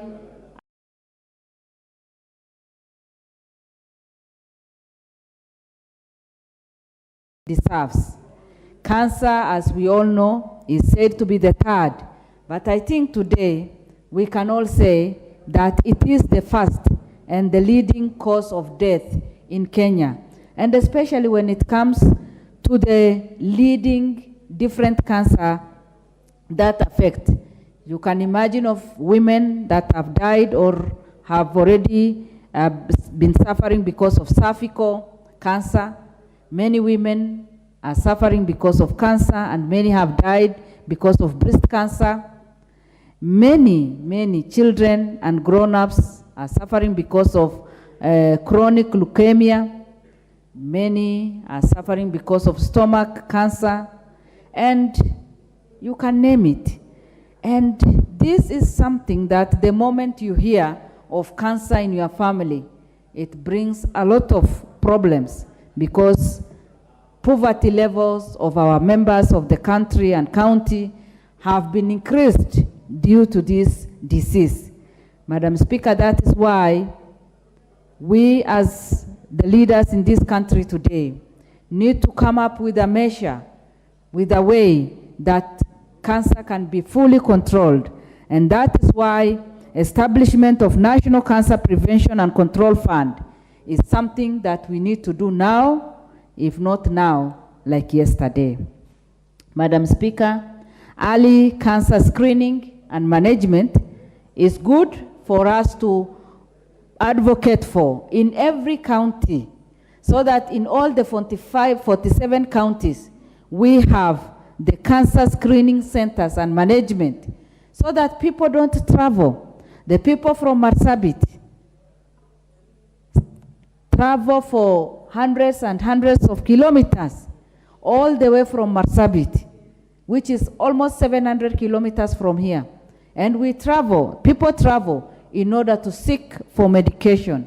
So if we have cancer centers and management in every county, and not only have the building alone, but have it with all the requirements, with all the equipment, with all the doctors and the experts to manage that, then that can help people. Today, Madam Speaker, people don't even get to Nairobi. Many of our patients travel all the way to India. And the question that we need to ask ourselves is this: we have all the hospitals we need in this country. Why would our people travel all the way to India? The expense you incur in Kenya is almost 3 times or 4 times than the expense that people incur in India. And that means then there is need for people to review even the cost implication of cancer treatment. Madam Speaker, proper research needs to be done in order to know the causes of cancer in almost all the counties, because like my county, suffers a lot, and many people have died and still suffering because of this disease. Nobody knows the cause. People blame eating of meat or animal product. Others say it is because of the chemicals, and some of our people are not even exposed to chemicals. They live such a natural and traditional lives, so you wonder where they get these diseases from. Others say that it is because of the refrigerators and refrigerated food. Many of our people do not have even refrigerators at their homes. And so we need to do enough research and invest in that. Again, there is need for us as a country to provide good medical care to the patients and also caregivers. Counseling to both the sick and the caregivers is something that we need to do. 1 year ago, I lost my mom to cancer, and it was very painful to watch her going through the chemo, the pain and the suffering, and it is still very fresh in my mind. It is a disease that I wouldn't want any other Kenyan to die of. It is a disease that I wouldn't want to see any family suffering and trying to manage. Madam Speaker, we need to come up with a way. And also, one of my colleagues has already said that we need to take it as a national disaster. In fact, a disease that takes almost 32,000 or 40,000 people. When the mover was moving, he said about 90,000 to 100,000 people per year. That can only be a national disaster. We are losing young, we are losing the old, we are losing even the babies. And that is why we are calling upon our nation even to announce this and pronounce this as a national disaster. Madam Speaker, the only thing that we can give to the people who are currently in hospitals, suffering and going through the pain of chemo, the heavy medication, and the pain, the trauma that they are going through, the only gift that we can give them as they go through that is to establish this cancer prevention and control fund as a nation, whereby they know, even when they are on that bed, they will know that as a nation, we are thinking about them and we are working with them. Madam Speaker, there are families that have lost both the parents to cancer, and children are left orphaned. We need to come up with a special program so that all the children orphaned as a result of cancer can be given special care. Number one, they fear that they are also going to die because of cancer, and that is why counseling is necessary. A special fund for them is also relevant so that they can be comforted even if their parents or one parent has gone. Maybe it is the breadwinner who has gone with cancer. They know that they will get the necessary education so that they can take care of their lives in future. Madam Speaker, there is need for Ministry of Health to come up with serious measures and way forward so that when people get into this, then we know that as a country, we are taking care of this. Madam Speaker, I support this motion, and it is my prayer that very, very soon, these funds will be established to comfort and help those who are already infected and affected by the disease. Thank you. Very much, Member for Marsabit. Honorable members are listening to various members as they contributed. The Honorable Amushomba called upon the Speaker to guide, and I have heard other members calling upon the guidance on what needs to be done. One is to bring to your attention that there already exists an Act of Parliament, that is the Cancer Prevention and Control Act of 2022. So it is important for the mover of the motion to find a way of bringing an amendment to this act. I'm sure you know what to do. You will be guided by the clerk's office. We have a robust legal department that can assist you to ensure that all these matters that are being raised by the members can be brought in as an amendment. I hope that helps to guide the House and also for the other members who are going to contribute going forward. Honorable members, now we will go to the cost, and we'll have the member for Magarini. I hope that he's in the House. The Honorable Harrison Kombe, member for Magarini.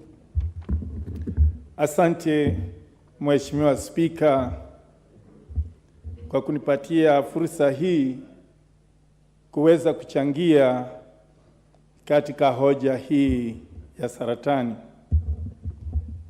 Mheshimiwa Spika, jibu la tiba ya saratani iko kwa Waafrika. Jamii ya Magharibi ni wazuri sana kwa kubuni matatizo, lakini si wazuri wa kutoa suluhisho, ila Afrika peke yake. Swala hili la saratani ni swala ambalo tunaweza kulizuia na kulimudu.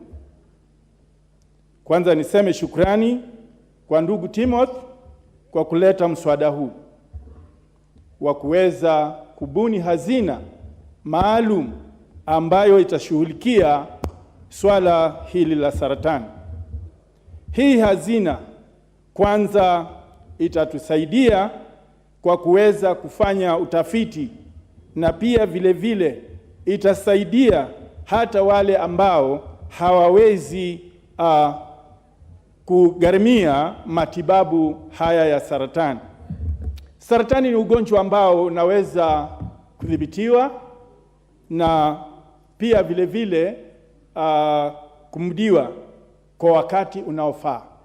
Shida kubwa ambayo tuko nayo kwa wakati wa sasa ni kwamba madaktari wetu hapa nchini si warahisi wa kukwambia wewe unaugua kansa, maana wanaogopa wakikwambia hivyo utaingiwa na hofu na vile ukaweze mambo yakaweze kukuharibikia haraka kuliko kawaida.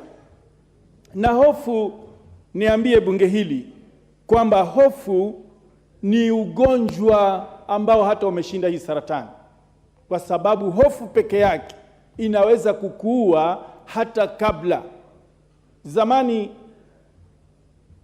upungufu wa kinga mwilini ulipogunduliwa, ilikuwa kuambiwa tu wewe uko na HIV tayari ushakufa. Hivi leo ukiambiwa una saratani tayari wewe unafikiria miezi 6 baadaye utaenda kupumzika kaburini. Lakini si hivyo. Inastahili watu waambiwe mapema. I would like to be assisted to identify the member who has crossed from the left all the way to the right. Which honorable member is this? Is he a new member in the House? I hope you are not going to cross back to where you were. Is the member?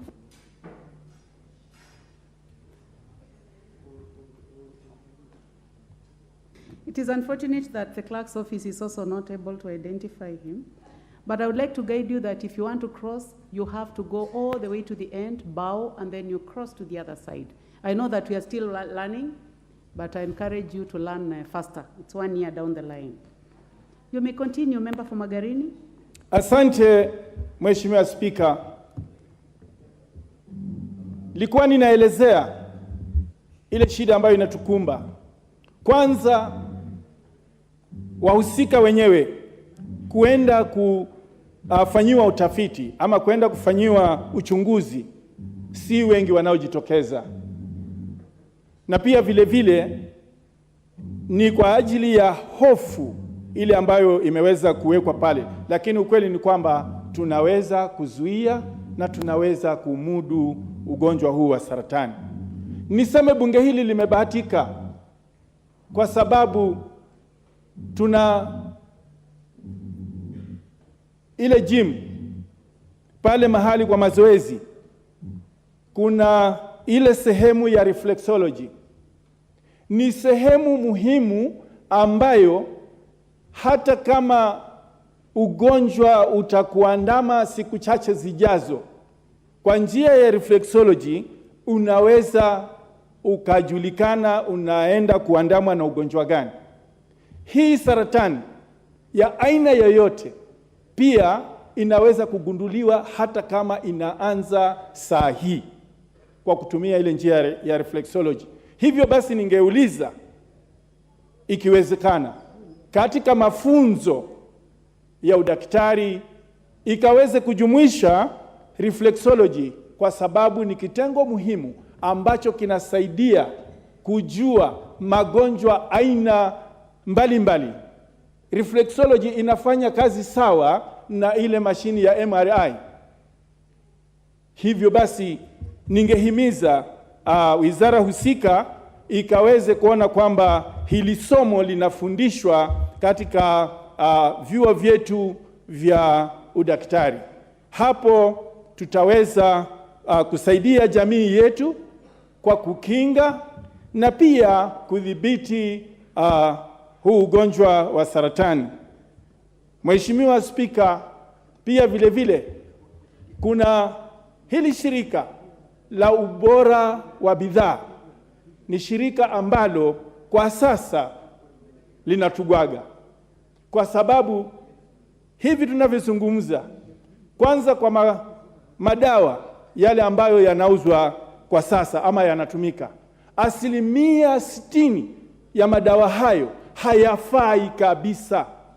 Ni 40% tu peke yake ndio madawa ambayo yanaweza kutufaa kwa matumizi, lakini 60 hayafai na bado yanapatikana katika maduka ya kuuza madawa. Hilo shirika pia ingefaa lipigwe tochi ama lipigwe msasa. Kwa hayo machache au mengi, Mheshimiwa Spika, niseme asante tena. Asante. Asante sana Mheshimiwa wa Magarini. Honorable members, I would like to find out whether the following members are in the House because their names are appearing on the screen. The Honorable Eric Muchangi, member for Nyanjes. The Honorable Lilian Sioi. Please remove those names from the screen. The Honorable Anthony Wainaina, out of the House. Seems they left their cards inserted. The Honorable Joses Lel Mengit. The Honorable Wakili Muriu. Okay, thank you very much. Let us proceed to the Honorable Joseph Emanthe, member for Turkana Central.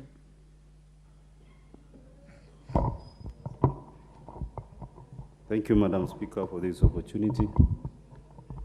First, in the onset, I will want to say thank you to Honorable Toroitich for bringing out this motion on the establishment of a Cancer Prevention and Control Fund. Madam Speaker, the first thing I will want to give as part of my input into this motion is that the effects of cancer is actually one of the most contributing factor into our socio-economic growth, and the negative effects of cancer is what makes even our economy in one way or another not to grow in a better trajectory, because we are spending a lot of money at the household level to treat cancer. When we get into the statistics of cancer, you realize that cancer is one of the third highest cause of morbidity in the country, and this contributes to 7% of the death in Kenya. Madam Speaker, I will not want to speak so much into this because my fellow members have been able to speak into it, but I will want to appreciate that the president of our country was able to take the CSS into a contract signing process. And what I wanted to input into is that when we are able to introduce a fund, a cancer fund, it will be easier to measure their performance. It will also be easier for us to understand how much of our funds in the country goes into supporting cancer prevention and control. And therefore, when we say that we have a National Institute of Cancer, that is member for Kisii County. You know, I know that you're still learning, but when you entered, you stuck on the left, and in the middle, you crossed the floor to the other side. So you do not do that. I would like you to walk back, bow, and make a decision on which side of the aisle you want to be, and walk there. You may proceed, Honorable Member for Turkana Central. Honorable Speaker, what I wanted to mention is about the performance contracting and also the introduction of the National Institute of Cancer to take charge of the fund.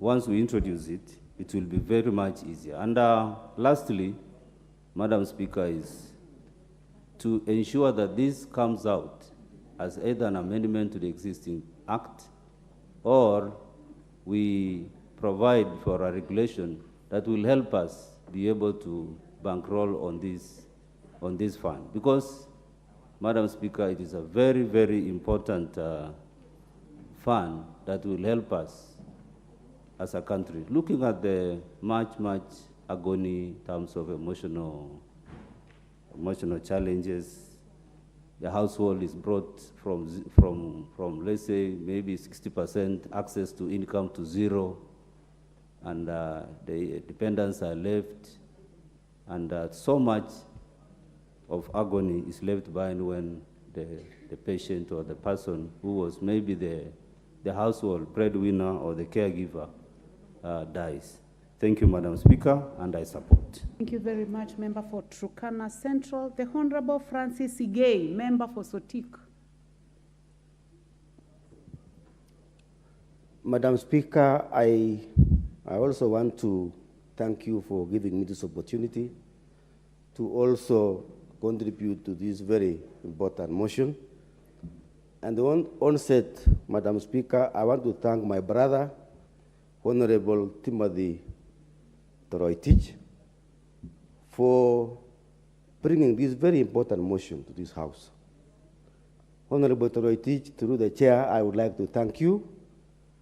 And I know this motion speaks to the people of Sotik, because, Madam Speaker, for many of the funerals I've been attending in my constituency, people have been asking me to talk about this issue in Parliament. Because, Madam Speaker, it is the most prevalent disease in Sotik and the entire Bomet County. Madam Speaker, this disease is costly. This disease is scary. This disease is devastating.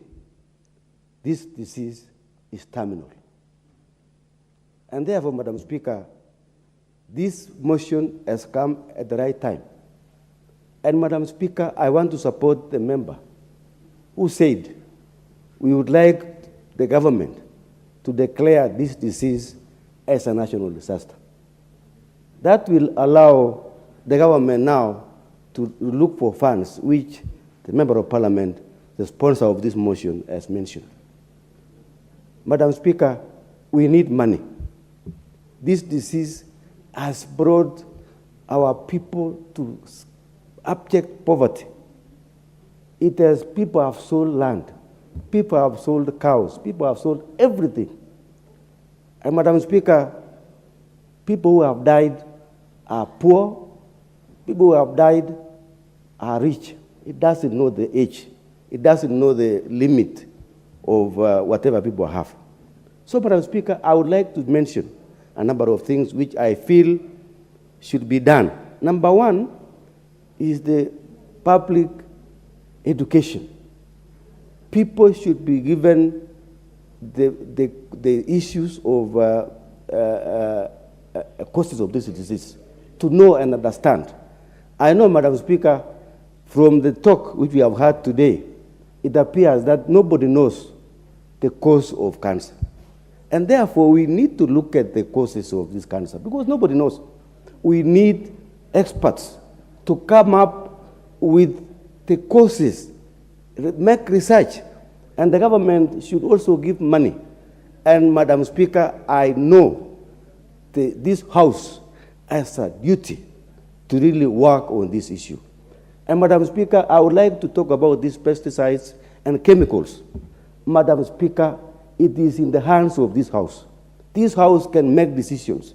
This House, Madam Speaker, can call upon those who are responsible of allowing chemicals and pesticides in this country. And Madam Speaker, we have a whole committee of health which can call and summon those who are concerned. The Minister for Health should come to this House and explain to us why they are allowing these chemicals into our country to kill our people. Madam Speaker, I also want this House to allocate more money so that this government can be able to work on this disease.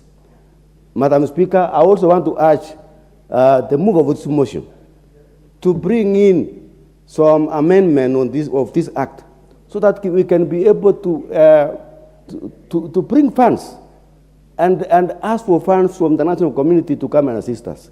Madam Speaker, I also want to ask the government to establish a cancer center in every county so that it can be able to do this, to learn and prevent this disease. Madam Speaker, I also know that we have few specialists, especially oncologists in this country are very few. Radiologists in this country are very few. Madam Speaker, we would like to see this being done. And then lastly, Madam Speaker, is the issue of vaccination. We need to look at vaccination. Vaccination is a very important preventive measure, which if it is done, we can prevent these diseases early enough, and screening of patients in this country. Madam Speaker, I would like to support this motion and thank Mheshimiwa Honorable Toroitich for bringing this motion today, and I know it's going to be one of the best motions I've ever seen in this House. Thank you, Madam Speaker. Very much, Member for Sotik. The Honorable Amina Mnyazi, Member for Malindi. Asante sana Mheshimiwa Spika, kwa sababu ya wakati nitazungumza haraka. Jambo la kwanza ni mshukuru ndugu yangu Mheshimiwa Timothy Toroitich kwa sababu hili swala la saratani ni jambo ambalo linagusa kila Mkenya, na ninapozungumza Mheshimiwa Spika ni jambo ambalo liko karibu sana na moyo wangu. Kuunga mkono huu mswada Mheshimiwa Spika ya kwamba tuweze kuweka kitita cha hazina ili sisi kama Wakenya tuweze kujikinga na kudhibiti ugonjwa wa saratani ni jambo ambalo litaweza kutusaidia sisi mahali pakubwa sana. Mheshimiwa Spika, kama nchi sisi tulipokuwa tunapambana na janga la TB, janga la malaria na janga la ukimwi, serikali iliweza kuangazia haya magonjwa kwa undani zaidi, na nafikiria ni wakati saizi Mheshimiwa Spika hata hili janga la saratani tuweze kuliangazia kwa wingi zaidi. Mheshimiwa Spika, pale Malindi kuna watu wengi ambao wako na gonjwa la saratani, na nami nimeweza kuwasaidia kwa njia tofauti, lakini ni vizuri saizi tuweze kuweka vichwa vyetu pamoja ili tuzidi kusaidia watu wetu. Jambo la kwanza, hata mbali na hizi pesa, sisi kama wabunge na kama serikali ni lazima tuwezeshe zaidi madaktari wetu, tusomeshe watu wetu kuhusu ugonjwa wa saratani, ndipo tusipate madaktari ambao ni kidogo, tuweze kuwa na madaktari wengi ambao wanaweza kutusaidia kwa upande wa saratani. Mheshimiwa Spika, kama vile magonjwa mengine, kama gonjwa la ukimwi, wako na madawa yao na wanapatiwa madawa na serikali pamoja na vyakula. Hata wale ambao wako na gonjwa la saratani ni muhimu tuweze kuwasaidia, waweze kupata madawa, waweze kupata vyakula ili waweze kujisaidia katika hali yao. Honorable, in the interest of time, honorable members, the Honorable of Amina Mnyazi will have a balance of 3 minutes when this debate is put in the order paper, and after which the mover will be called to reply. So, honorable members, at the time now being 1 o'clock, this House starts adjourned until today, Wednesday, the 2nd day of August 2023 at 2:30 p.m. Thank you.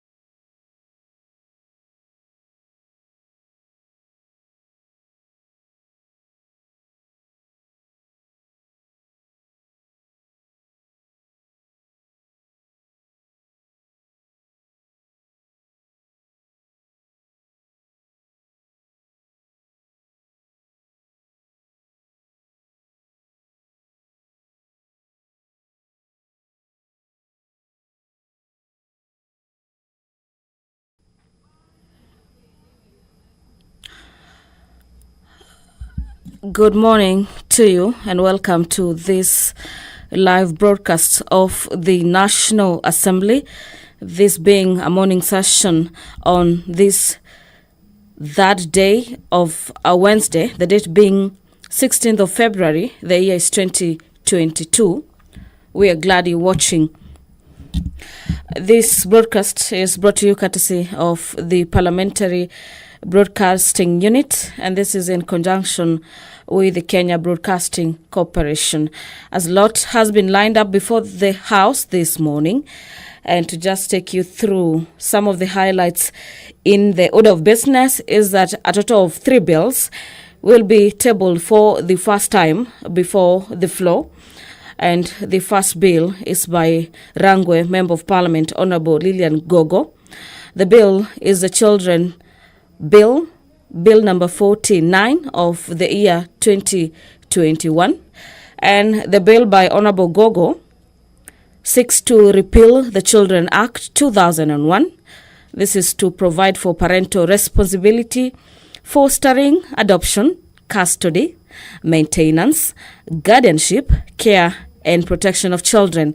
And this is to make for provisions for the administration of children's institution, to give effect to the provisions of the Constitution for the connected purposes. The bill seeks to align the provisions of the bill with provisions of Article 53 of the Kenyan Constitution. The bill also seeks to align the Children Act of the Constitution, international and matters regional treaties and instruments dedicated for the promotion and protection of children's rights. Another bill that is set to be tabled is the Geriatric Bill, a bill by Gathoni wa Mushomba. And the bill seeks to give effect to Article 57 of the Constitution by establishing a legal framework for the treatment of older members of the society. The bill further seeks to improve the living conditions of older members of the society by providing for their rights to human dignity, safety, and matters security, education, health, and equality, and matters non-discrimination. The last bill that will be tabled for the first time is a bill by Honorable Kasait Kamket. The bill is the Traffic Amendment Bill, Bill number 60 of the year 2021. And the bill by Honorable Kamket is seeking to amend the Traffic Act Cap 403. This is to align it with the Constitution to facilitate the implementation of the traffic laws and matters regulations. The bill also seeks to provide a framework. This is for development of the strategies and ensure that operations in the traffic sector are conducted in compliance with the prevailing regulations. And finally, the bill seeks to harmonize the provisions of the Principal Act of the National Transport Authority, number 33 of 2012, regarding the regulations made under the Act with the traffic-related laws for the safety of road users as well as the general public. The bill has total clauses being 6 and seeks to streamline the operations in the traffic sector. The Deputy Speaker of the National Assembly, Honorable Moses Cheboy, has just made his way into the chamber, and I'm now handing over for the live broadcast. Remember, you can also follow up on this live broadcast on our YouTube channel, on Parliament of Kenya, as well as on KBC Channel 1. Enjoy your viewing. Good morning.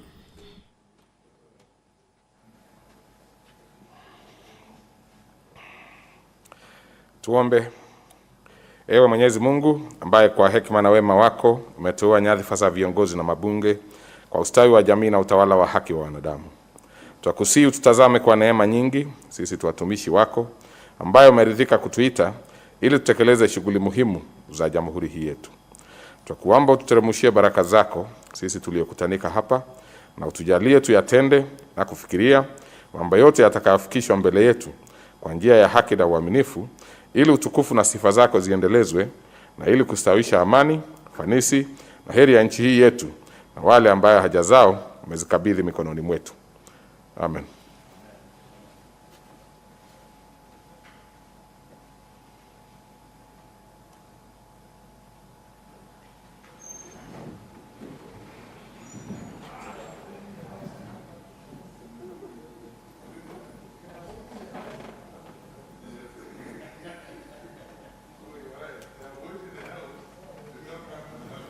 Yes, how are you?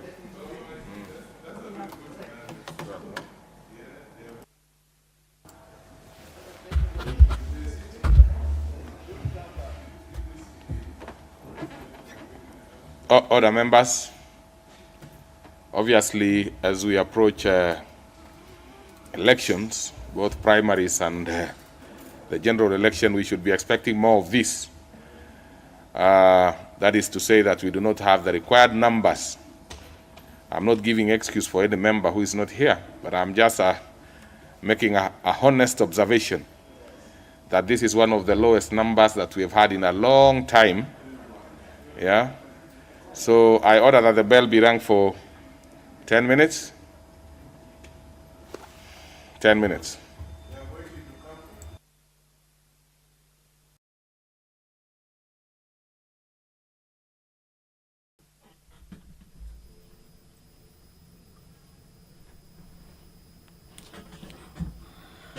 Honorable Moses Chaboy has decried of the low numbers in the chambers this morning, saying that this is the lowest ever recorded numbers in the chambers, and therefore ordering that the quorum bell be rung. And this is pursuant to Standing Orders number 35 of the House, to allow for members to make their ways into the chamber.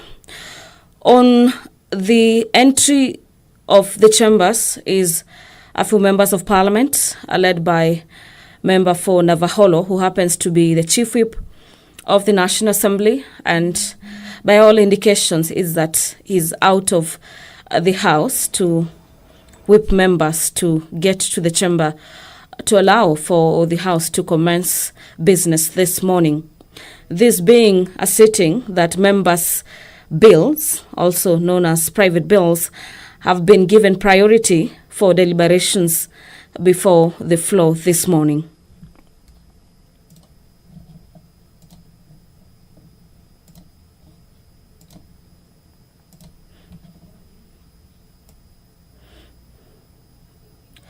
After the three bills are read and tabled for the first time before the floor, the House will move to the Committee of the Whole stage. And at the Committee of the Whole, a total of 4 bills are set for consideration before the Committee of the Whole. Just to mention a few is the National Management Authority, a bill by Honorable Kimani Ichung'wah, Bill number 10 of 2019, the Public Service Amendment Bill, Bill number 27 of 2019 by Honorable Benjamin Mwangi, the Alcoholics and Control Bill, Bill number 70 of 2019 by Honorable Silvana Sosoro, is also a bill that will be considered by the Committee of the Whole this morning. The House will be resuming debate on the Community Health Bill, this being National Assembly Bill number 30 of 2020 by Honorable Martin Owino. And the House has about 1 hour to conclude debate on that particular bill. The Poverty Eradication Authority Bill, Bill number 13 of 2020 by Honorable John Waluke, is a bill at the second reading stage. The Public Procurement and Asset Disposals Amendment Bill by Honorable Patrick Wainaina, Bill number 20 of 2020, is also a bill that is also lined up for debate before the floor. The Sexual Offences Amendment Bill, being number 24 of 2020 by Honorable Gathoni wa Mushomba, is also another bill that members are set to make input on. The Insurance Professionals Registration Bill, and the Health Amendment Bill by Honorable Alice Wahome.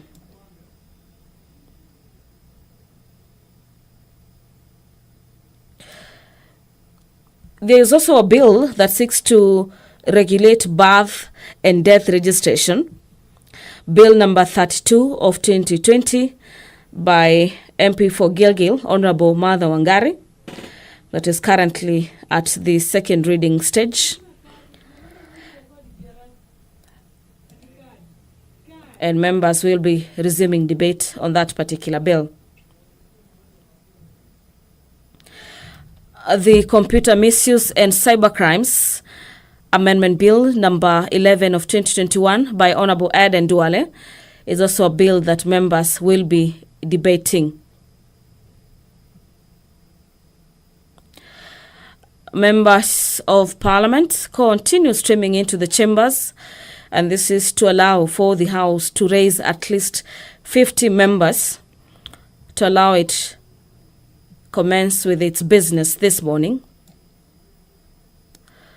And the Wednesday morning session being a session where members or bills by private members are given priority for deliberations.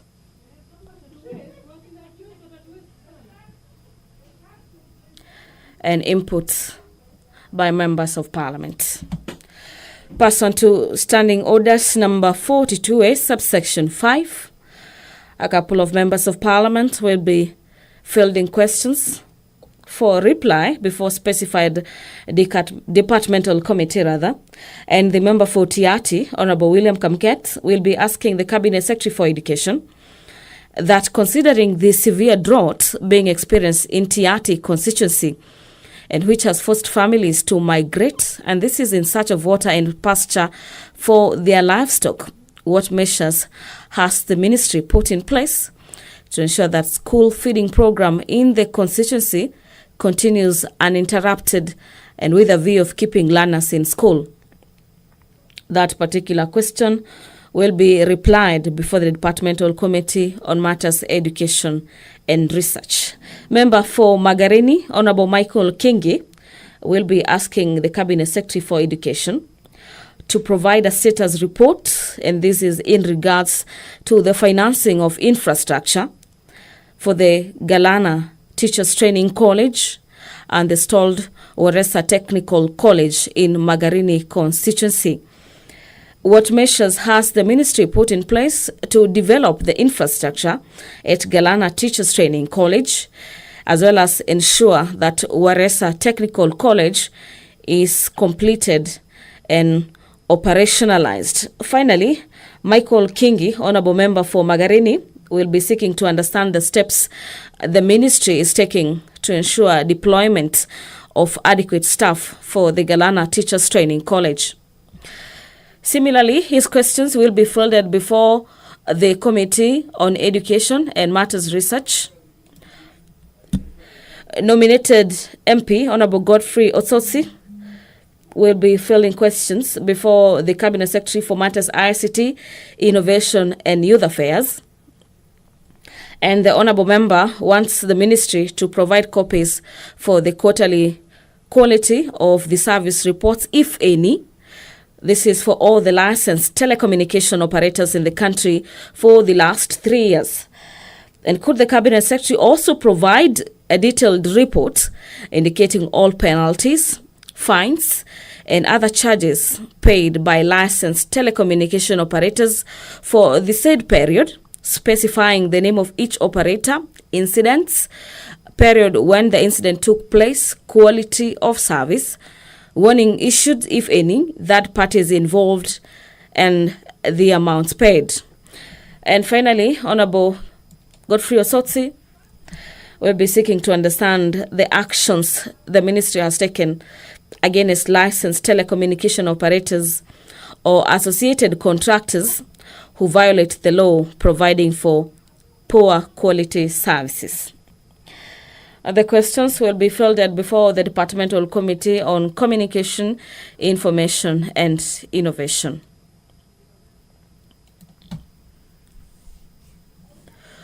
Honorable Wilson Sosion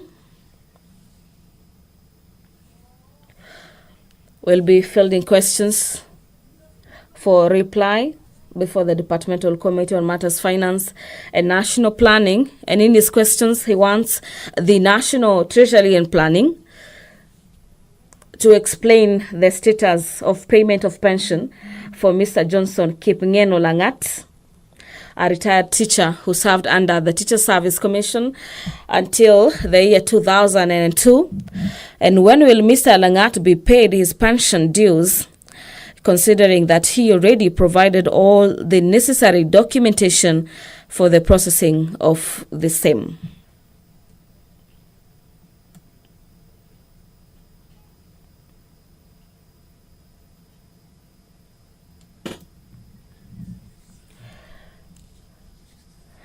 Pursuant to Standing Orders number 44, subsection 2C, Honorable Kamau wa Mashukuru, the Member of Parliament for Kabete, will be seeking a statement, and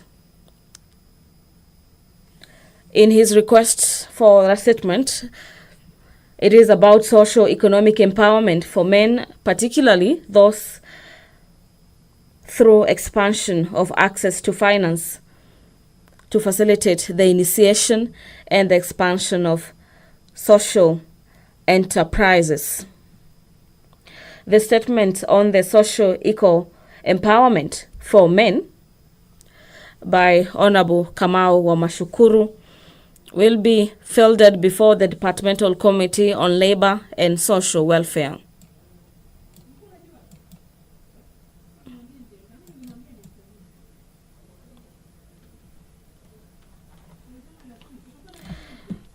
The National Assembly this morning has felt short of its quorum to allow it to transact business this morning, with a lot of bills lined up for debate before the floor this morning. The priority of debate has been given to Members' Bill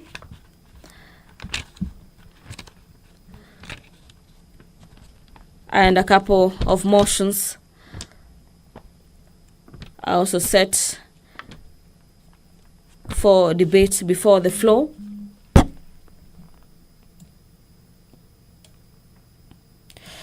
The Circle Society Amendment Bill number... Since we still do not have the required numbers, we add an extra 5 minutes. That's pursuant to the relevant standing orders. We give out 10 minutes. We are allowed to make an additional 5. The additional 5 is the final time allotted for members to